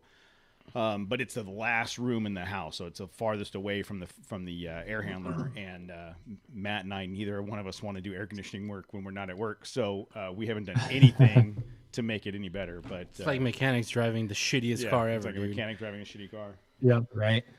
Yeah. Yeah. Understand that. Or a couple of shitty AC guys in a hot ass room. Yeah. So Something like that. so, all right. We'll talk about the update on the Ranger. Did you want to talk about your upcoming? Can I get some water? You want any? No, not really. I mean, Okay. I don't All right. really care, but Do we have We any? can kind any of poke fun at them while they're. We can tim it. Yeah, we can tim it. what's that? you guys are gonna Tim our show. Nice. Okay. The fact that Tim has become a verb now is Yeah, you're gonna get timmed. You're gonna get timmed. I didn't even think about. Do we have any reviews? Oh, let me check.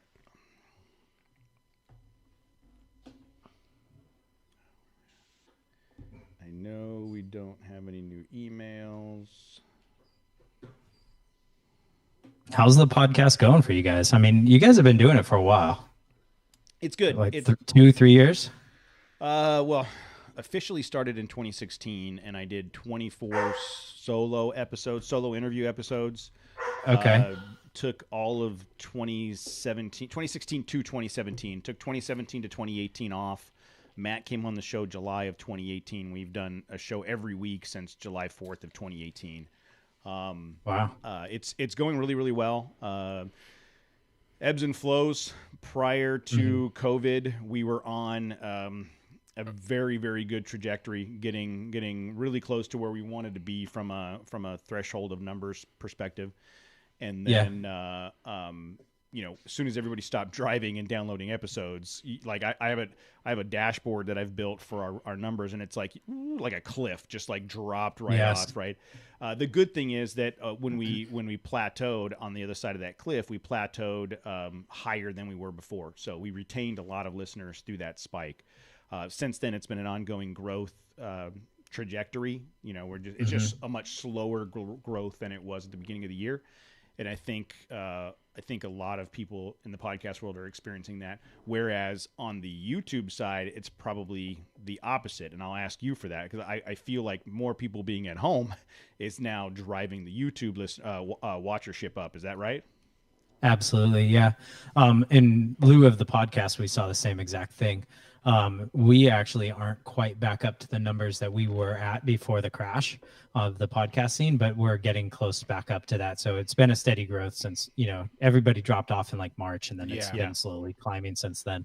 But when the drop in March, man, my YouTube channel skyrocketed. Yeah, I can imagine. I got like twice as many followers, twice as many, you know, views per month. You know, it was just crazy.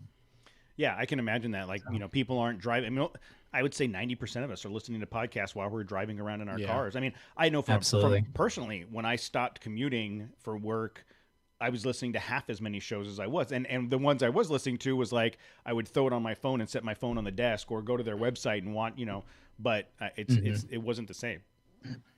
No, absolutely. Yeah. Things have settled down now on the YouTube side. I mean, I'm kind of coming back to where I was previously. I'm still above, you know, like I'm leveling off, but I'm about higher than where I was in March or February, let's say. And then on the YouTube side, I mean, on the podcast side, I mean, we release 2-hour-long episodes a week. You know, people I don't even think are caught up to us yet, you know, or have a hard time even keeping up with us. Yeah, that's a lot of content. Again, we've talked about this. I know what it takes to prep. Well, I would say prep. We don't prep for shit. There's zero prep. There's here, zero prep dude. here. But when we do prep, like the you know, getting guests lined up and prepping, and then doing the recording itself, and then the editing and all that stuff. I mean, that's a part-time job, just trying to get one a week out. But even just trying to organize our 3 schedules, just for, like right now, Monday nights are set in stone. But if we were to add another night, like that's you know. Well, we record once. Oh, okay. We do, because we do more or less, we do like a main topic, like a thing that, you know, what's going on or what should we talk about. And then the second half of that is like, what have we been up to? Yeah. When we first started it, you know, on our own, we were trying to just do 1 episode a week. And it just kept getting like, we were going into like 2.5-hour long episodes. And we're like, let's just cut this in half and split it into 2 pieces and release, you know, like a what the hell have we been up to on one side, and then a main topic on the other side. So we only get together once. Yeah, we talked about that. We talked about taking because our format's has become pretty much the same. The first hour is the interview, and then the second half hour to hour is just us chatting. We've talked about doing an interview, a release of the interview, and then a release of the chat, and then a release of the interview. But all of the surveys that we've done, all the feedback that we've gotten, everybody says they would prefer a single long, at least of our listeners, they'd prefer the single longer episode versus multiple shorter episodes. Do you trust them, though? I mean, maybe they're lying. You ever think of that? I did not think of that, but you're probably right. Have you thought about if you release 2 episodes a week, you get more downloads and you could charge your sponsors more? 100%. 100%. I've thought of that multiple times, but again, the 3 of us work full-time jobs, and the Tyler, your mic's off. The workload. Don't tell him that. My mic is off. Oh, I thought you were saying something. It looked like you were saying something. Nope. The workload of trying to do that. You know, if we were to do 2 episodes, it's just. Sure. I'm right now, like I'm at capacity right now with, you know, full-time job, husband, father, and then this, and there's a possibility I might be making some changes soon that would even take more of my time. from a work perspective. So that's where it comes down. For me, it comes down to time, limitations of time. Absolutely. If we could find ourselves in a position where we could dedicate more time to this, I would love to do one YouTube episode a week and one podcast. If I could find a way to make thousands of dollars a month doing this, then I would put more time into doing this. But that's the catch-22. We're not really going what to it get comes to down the to. point where to make this until you put more time into it. Like I said, if I can make thousands of dollars a week or a month, If I could make $100 a month doing this, it just might cover the bills. God, it's cheap here. It is. I meant like bills to do the show. Cost of living. Reviews? No reviews. no. So we got a Ranger update. Great. We can do a shoulder update. Just so you guys can Easy, see of fun course. of. And then Who's Ranger? Cody's. Cody's? Yeah. Not Casey's? No, Casey has a Frontier. Yeah, his brother has a Frontier. Oh. Matt has a Frontier, and And then we do need to address the Kessel Run. What's going on? Yeah, with the no, Kessel that's Run. problem. Hey, everybody, let's do this really fun event. It's amazing. None of us are going to be there. You guys. So you guys can, everybody can probably have an even better time. Okay. We're just Did your head itch? you make my head itch. What? What? All right. We're gonna wing it. All right, and you guys are gonna stay. On, Perfect. you guys are gonna stay on for a while. You gonna stay on for the rest of the show? Are we going to bother you if we do? No. Probably. Not at all. No, not at all. We'll hang out for a little while longer. All right, cool. It'll be interesting. All right. Not that we're going to have much feedback for you guys. chime in with whatever you want. Yeah. People will be like, "Who's that in the background? What's going on?" Okay. 3, 2, 1. All right, everybody, we're back from the break. The guys from Snail Trail decided they didn't want to get off the phone, so they're still on the video. They're sitting here. They said that they're going to be the Tim for this section. Since Tim can't be here, they're going to heckle me in the chat so that I lose my train of thought. And No, I think they'll just heckle you live. Like they're still, you know what? we can Yes. still hear them. Yes, I guess we can still hear them. I could probably turn down the channel over there, but that would require my right arm to reach over to do that, and I'm just not in the, Oh in the man, ability what are to the do that. odds? You know. So we'll talk about that shoulder update. I went to the doctor today, got the stitches out. He said it was all good, but they did not do the allograft. So I do not have somebody else's tendons in my body. Oh, I am super disappointed about this. Yeah, I mean Don't- that's don't an you have- automatic upgrade Don't for you have somebody else's enough of somebody else's parts? Well, in no. you? So here's the thing. Yeah, Frankenstein. I'm thinking if I could get more of other people's parts in my body, that would just make my body better. I mean, I think we've got enough historical reference to know that I'm not put together very well. You're like That's- the glass Frankenstein. That That's- the functionality of the pieces I was born with is bad. On a scale of 1 to 10, it's bad. Yeah. And so I'm hoping to get more other people parts in my body. Which now that I- that came out kind of gross. and I'm not You're asking. going down a bad I'm rabbit not- hole here. Hey, but there's nothing wrong with that, I guys. am not If he wants- asking- there's nothing wrong with Send your that. suggestions to Cody. I'm at- asking for volunteers, just so that we're clear. Not asking for volunteers. If I could, I just thought that maybe the other people's tendons in my arm would be better, but Yeah. So we'll see. We'll see what happens. So are you gonna be like Rowan Gardner now, and you could throw like 95 miles an hour? I don't know yet. I can't even pick up my arm, so I've got at least 6 weeks before in this Isn't it stupid supposed to ass. be like this, like with your Yeah. arm up, like in order for it to heal, so you throw hard? According to the doctor, it's supposed to be like this, the way it is today. So it hurts like hell, and.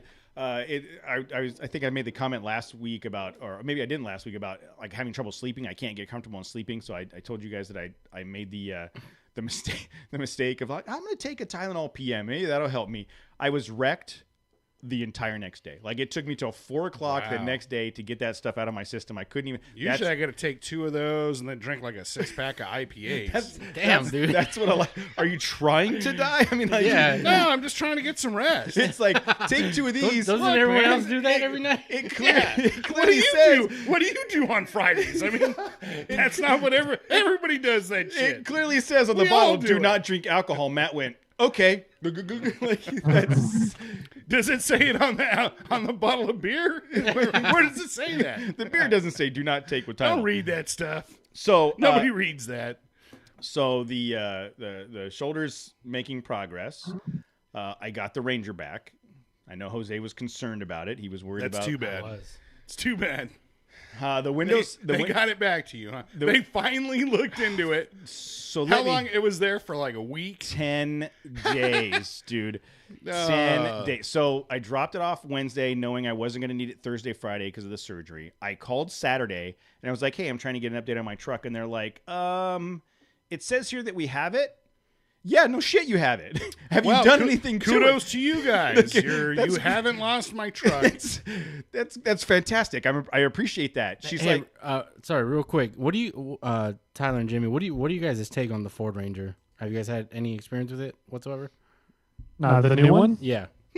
No. I had experience with the Any old one. It Ranger. was a piece of garbage. Yeah, Not much has changed from the old one to the new one. Yes.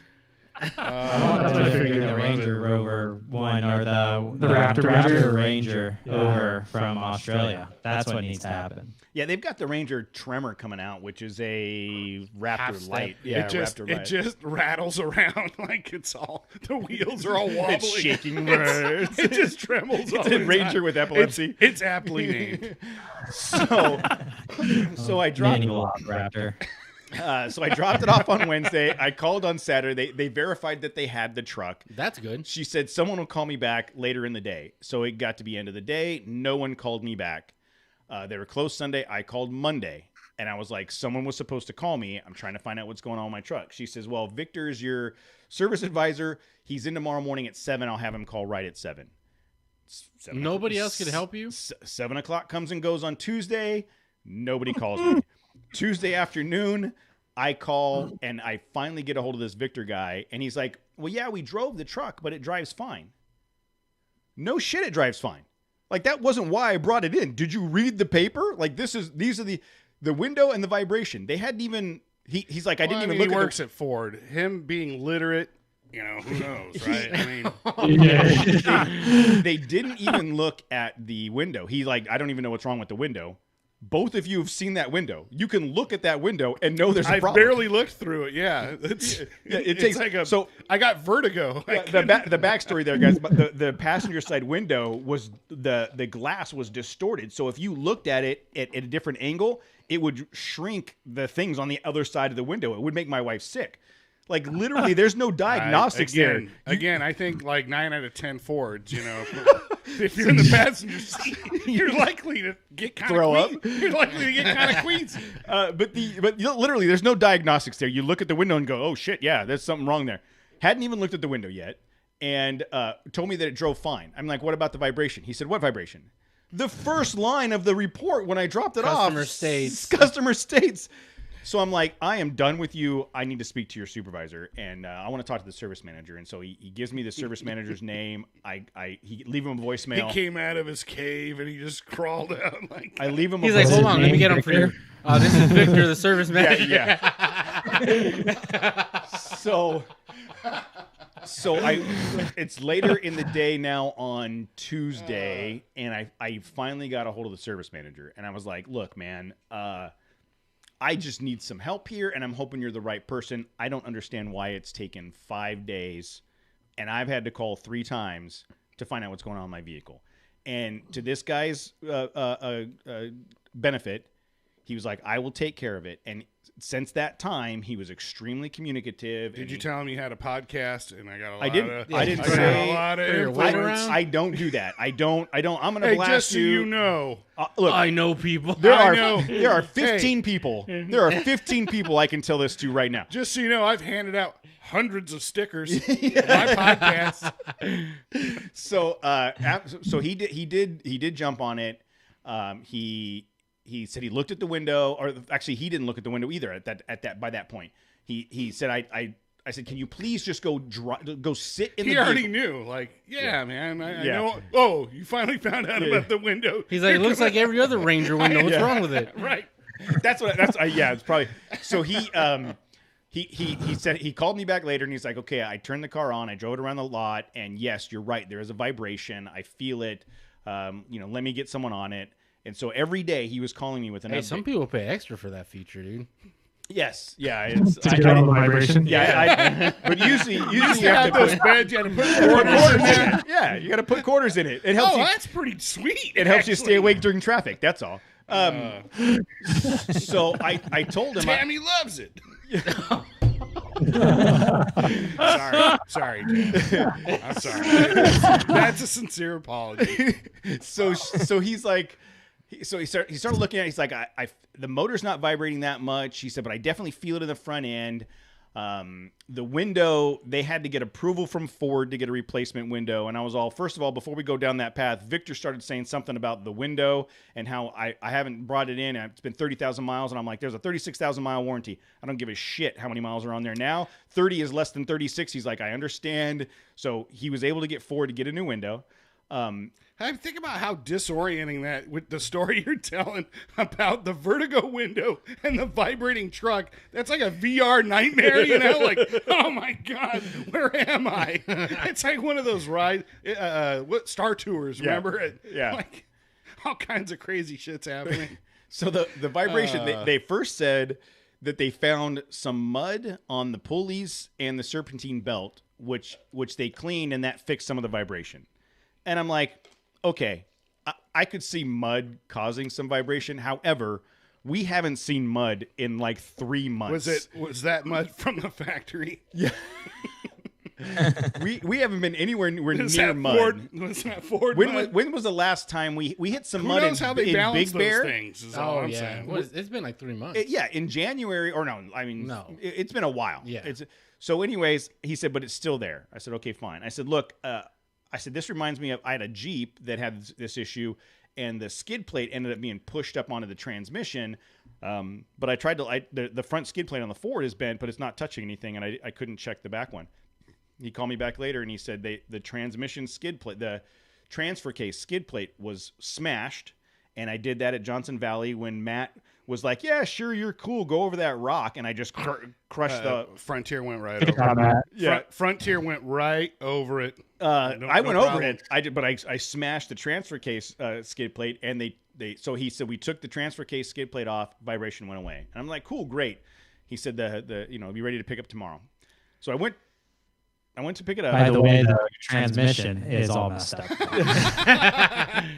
Yeah. It actually fixed your transmission, sir. Did you get Victor's paycheck that week because you diagnosed the problem and everything? I should have. Yeah. But so I'll tell you, I went to pick it up Probably on $15-20. I went to pick it up on Saturday, and I fully expected them to charge me for resolving the vibration issue, because that's not a warranty issue. I smashed the shit out of that transfer case skid plate. My bad. I was broken and I couldn't crawl under there to look at it myself. I fully expected them to charge me for that.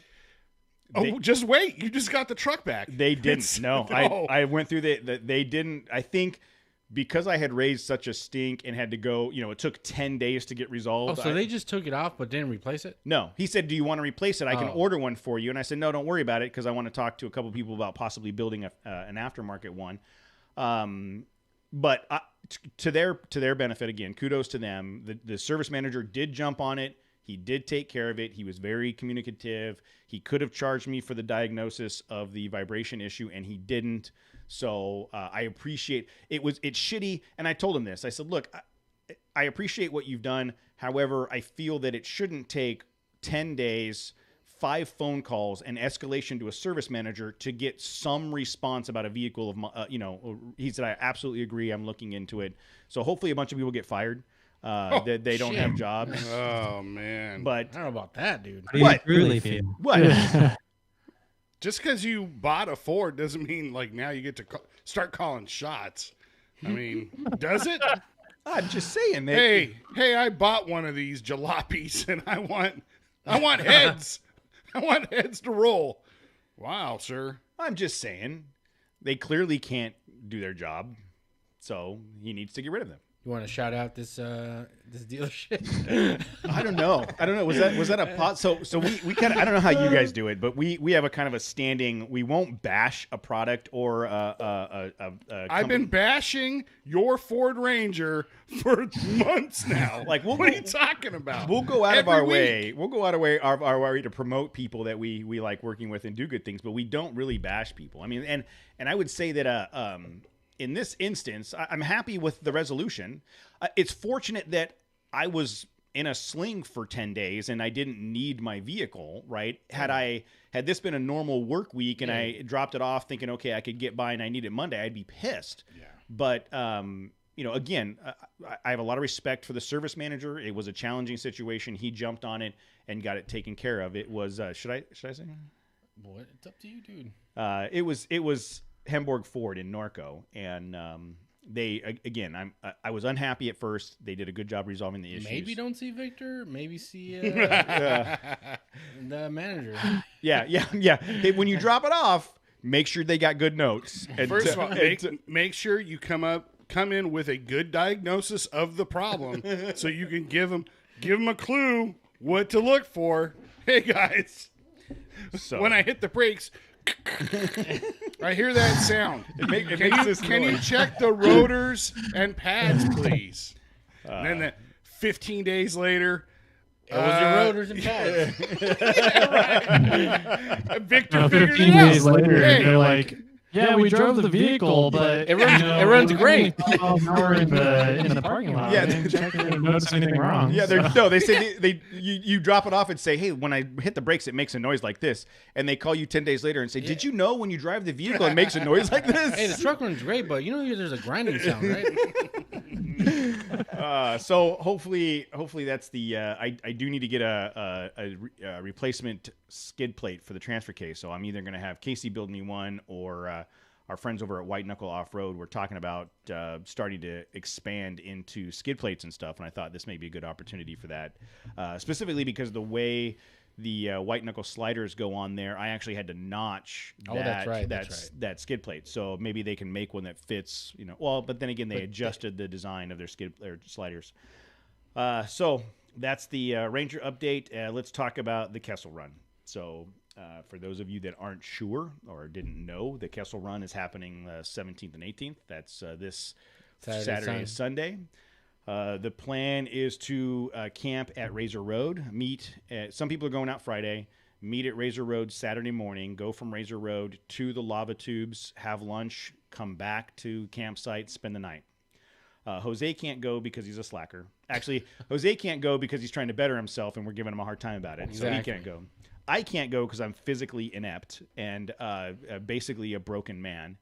And Matt was going to lead the run. right. So as of Oh, Why you did guys you say wanted- was? So Why this is- was? This is where I talk about the situation. Yeah, I had a last month. I set up a procedure. I have to have next week, and so in order to do that procedure, I have to have a COVID test. I have to take a COVID test that Saturday because it has to be 3 days prior.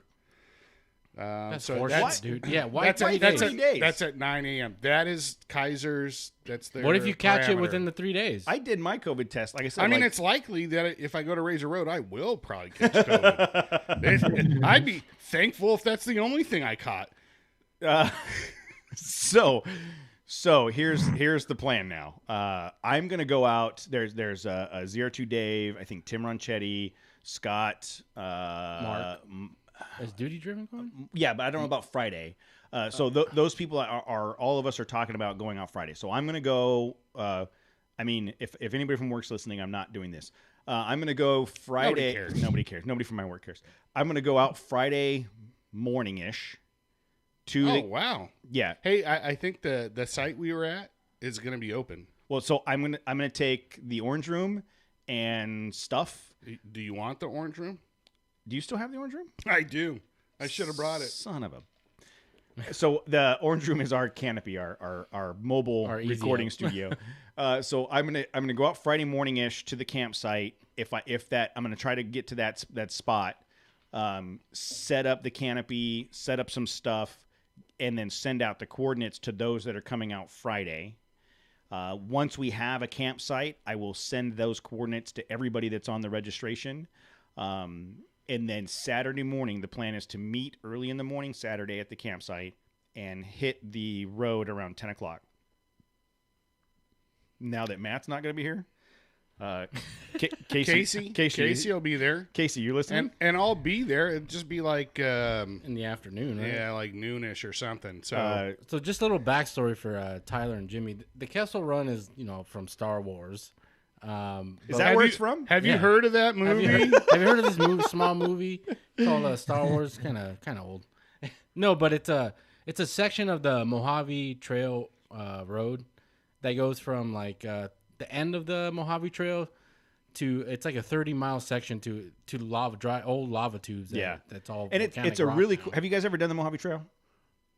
No. Sounds Okay. awesome though. Yeah. Memorial Day weekend. We do it every year. Memorial Day weekend. Yeah. You guys got to come down. It's a super fun trip. So Casey, who's in the chat room now and listening live, just so you know, you're going to be leading the Kessel Run this weekend. And this is the inaugural. So literally, Formerly the Renegade Highway. yeah, literally the day that we inked this deal, or at least made the commitment to the team over at Baja Forge who were collaborating on this, the day that we said, yes, we're going to do this, it's this weekend, it got it scheduled, that's the day I found out I had to have surgery. And then I tried to push the surgery off to the following, like after this event, the doctor was like, not happening, dude. You need to get this done right away. So then I was like, okay, well, if I get it done right away, can I go on the trip? And he's like, not happening, dude. you can't go off-roading with that shoulder.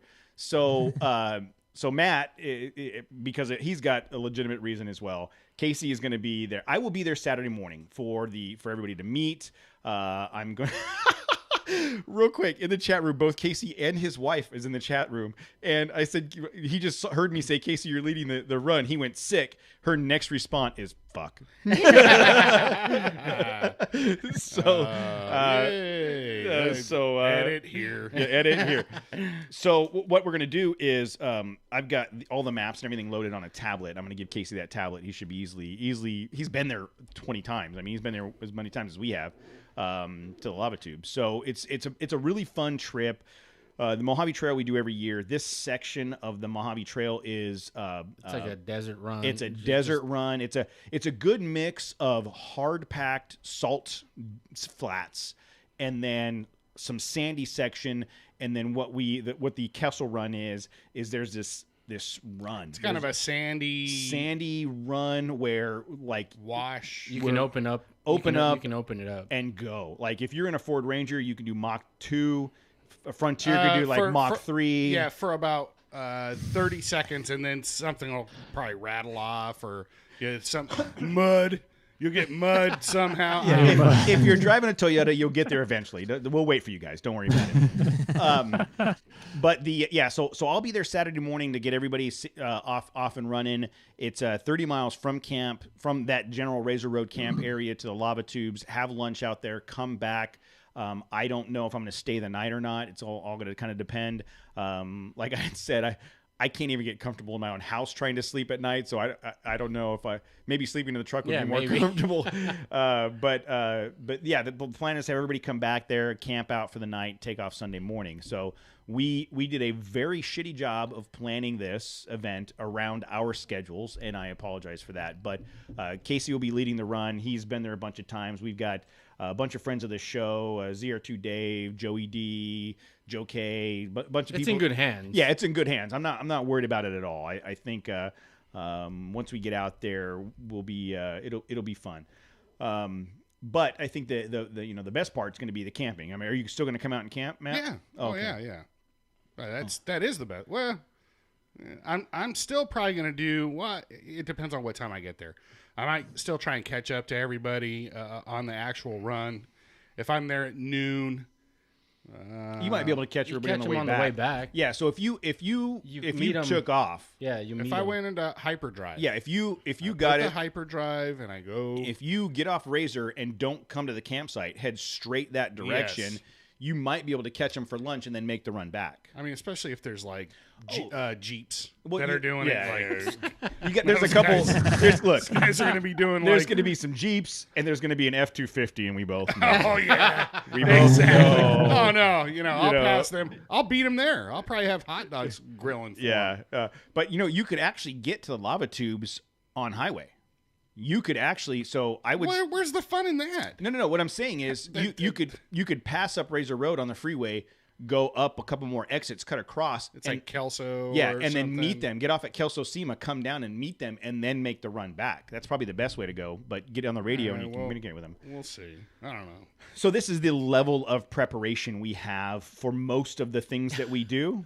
It's like, yeah, that sounds like a good idea, and then we make it up the rest of the way as it happens, which is why we have Sounds about right. Which is why we have 900 subscribers on our YouTube channel, and they're like 17,000. Exactly. All right, whatever. We all got to start somewhere.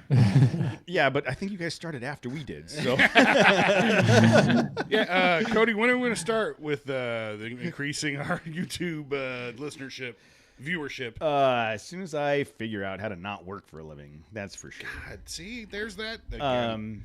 It's that W word again. Yeah, edit that. Edit that four-lettered word. W word. So it sounds like a fun run. It sounds like, for the most part, fairly stock rigs can run. Oh, Yeah, yeah, definitely. It sounds like blasting through some sort of like little playa is going to be a lot of fun. I mean, I'm a little upset that I'm going to be wrenching on a 4Runner this weekend and I'm not going to drive down there. Look, you can fly down. I'll pick you up from the Ontario airport. You can take my truck and go off roading You because I could can't. you could break that Ford. Look. There I you know go. you're a little own a bit Ford. concerned about driving my Ranger out there because then you're going to come back and be like, "Damn it, Tyler, we need to change the show." He has No, a Tacoma, dude. He's good. He's good to Lord. go. Yeah, exactly. I've been. I have, Should we tell him? I have a Ford F-250. Yeah, the big red, right? The Yeah, Clifford. Clifford. And then Tyler, what are you going to do? I'm getting a new Bronco. Yes. Yeah, so that's been. So we put our deposit down too in here. Jose and I both put deposits down on the Fords Yeah. as well. We should start a Ford podcast. There we go. Yes. Okay, And guys. Jose All right, can't calm join down, us. everybody. Jose can't be on. Matt can't be on the show. Matt can't be on the show. Yeah, Internet. it'll be I called don't wanna be- Breaking Broncos. Breaking Broncos. Yeah. The Broken Horse Podcast, brought to you by. But yes, it's going to be a fun run. It's a really fun trip, and yes, stock vehicles. We're going to have a couple stop Jeeps. And, Does the Ford podcast break down all the time? yeah, none of Well, those it never streams gets work. it never gets put on the air. So. Yeah, it'll play for like 15 minutes, and the rest of it will shut off. Do you It's have like- to have to lift the hood and let the Ford podcast cool down ever? Or Well, We got 1 hour of white noise. yeah. yes. Oh, okay. Just don't let Victor produce it. Oh, poor Victor. I'm sorry. If you did your job well, we wouldn't be making fun of you. That's That's all. true. Poor guy. I mean, it's bad enough he works at Ford, and now we're killing him. You know. It was rough. we didn't plan on that, but Duty Driven's already ready to join the Ford Yeah, he's ready podcast. to go, dude. He drives a giant F-250 long bed. Yeah, big man truck, big. Giant. We did we did a run up in Big Bear, and Mark, one of our listeners, joined us in his big ass 250, and he was like, because before he's like, "Can you do it?" And I was like, sure, you can do it in a full size. There's a couple people that did it in full size. He bombed that thing, man. He did not full size long bed. Didn't care. Through the twisties and the tight stuff, he hammered that thing. It was awesome. Nice. That reminds me of at Sierra Trek a few years ago. There was a dude that showed up with a brand new, it's like a 2019 Power Wagon, and we're all like, what are you doing with that here? This is Ford Ice, and granted he was on like one of the outside runs. But he was like, no, I'm a magazine article writer, something like that. And he goes, yeah, I just went to the dealer and told them that I was going to this off-road event. If they had any vehicles they wanted me to do a write-up on, and they gave me this Power Wagon for the weekend. I have to return it. I'm like, in the Oh same my condition? God, Or... you are returning that to no. them afterwards? Wow. So, yeah. Well, my thing on the full size trucks has always been you can do it as long as you don't care about what the sides of the truck looks like when you're done. Like that's the thing. And if you don't care, go for it. So Kessel Run, again, to those of you that have registered, and there's a couple of you that are going that didn't register, you know who you are. You reached out to me individually on text messages. You didn't register. You would have gotten the email had you registered and used the proper protocol, my friend. Those of you that have registered will be getting emails, updates in the next day or so with all this information, and I will have all the maps and everything ready to go for you as well. I am looking forward to it, even if I can't go. My Tammy today, I was telling Tammy we were talking about my shoulder after the doctor's visit, and I'm like, yeah, it feels good. And she's like, well, do you think you could do the trip? And I was like, I could probably do the trip if I stayed in back and just went really slow. But I know. What if somebody else was driving your truck? Well, it's the bouncing. Okay. It's the bouncing. I mean, he just basically screwed all my tendons back down, and I just know that I won't be able to sit in back and just go slow. I'll get Randy and start trying to keep up with people. And You'll get Randy. Who's that? Austin Powers reference? Come on, man. I know. It's my dad humor. Just, I can only hold it down so far. Your dad humor's not funny. It's So debatable. anyways, so that's the end. We are rambling on now at this point, guys. Again, thank you for hanging out. Thanks for hanging out in the second segment of the show. Yeah, most of the time people don't hang out on the second segment, but I felt like you guys would be pretty fun with your insight. So thanks for and if you want to come down for the Kessel Run, fly down Friday afternoon, and I'll pick you up, and you guys can go have a good time in the truck. I might have a new to me 3.4 engine in my 4Runner by then. So we'll There see. you go, dude. Well, get it done Thursday. Sounds like you guys know what you're doing. You get it done Thursday, Thursday night. drive it down Friday for the You inaugural work out, test. yeah, you work out all the bugs out on the Kessel Run. Yeah. And It will explode in the desert, right. and then we can tell stories about it. That's gonna be fun. There we go. I'm installing a 3-inch Old Man Emu lift on a 5th Gen 4Runner this weekend. That sounds fun too. I mean, So. not as fun as Kessel Run, but I agree with you. hey, Jimmy, do you have I'd any always plans? rather be wheeling than wrenching. Do you have any- Wrenching's a close second. Do you have any plans on upgrading your Tacoma, or is it kind of still in the air right now? I had that question upon me this weekend. It's the thing about the Tacoma is it's sort of it's like the third one in line for anything to happen. You know, I've got right now my priority is the 2-wheel drive rig going to the 4-wheel drive. Then it's my Bobcat, my truck that I always wheel. And then if there's free time after those two rigs, it usually falls onto the Tacoma. I see. It'll probably get a few inches of lift and get onto some 33s to 35s at some point. And then once I get bored of that, it'll end up on 40s. But, you know, it's baby steps. You know, if we could get an RCLT from Marlin, then the Tacoma might become the priority. Absolutely. Yeah, that's that new long Absolutely. travel kit they have, right? The rock Yeah, crawling exactly. long travel. yeah. Yep. Mhm. Yeah, that's cool. Yeah, I told him. I said I have a set of 40s sitting in my shop, and if we can work out something and get that long travel kit, I'll throw 40s on and help you guys out do marketing. Is that what And they're like, sounds good. Is that what like the goal of that suspension kit is for like 37s or 40s or? Mhm. Yeah, that's the perfect range for them. Okay. Wow. Yeah, no, I got my 33s. I'm happy. I'm good. Yeah, I'm continuing the remodel of my kitchen.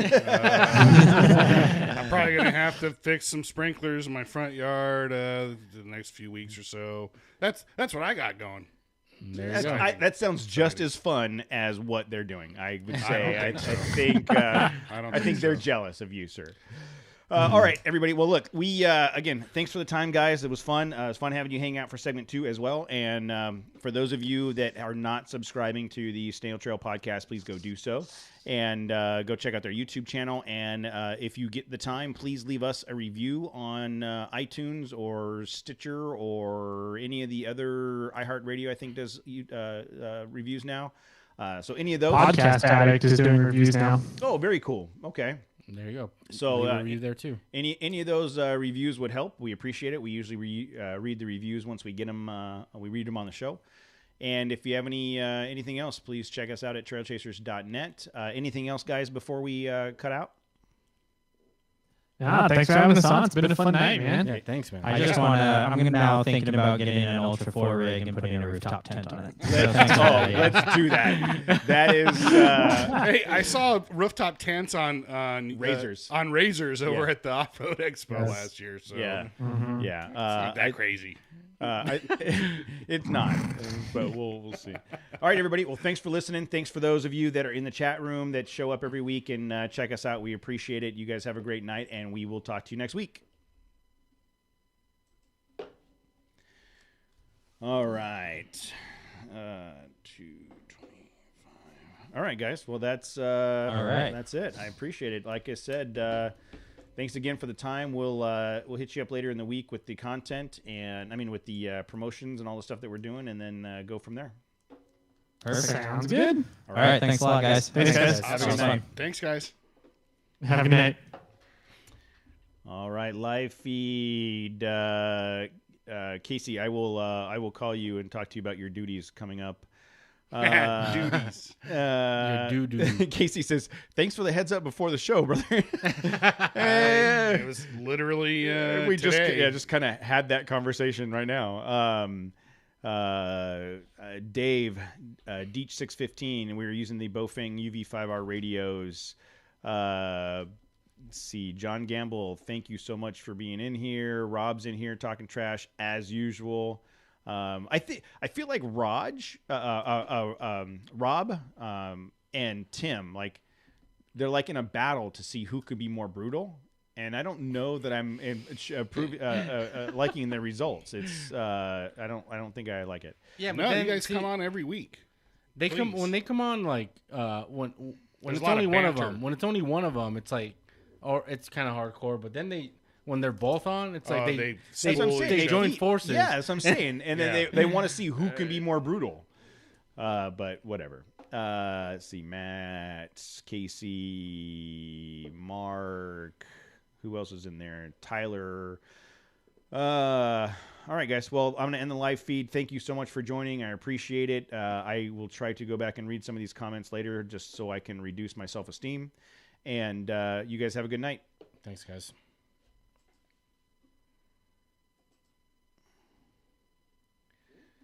All right.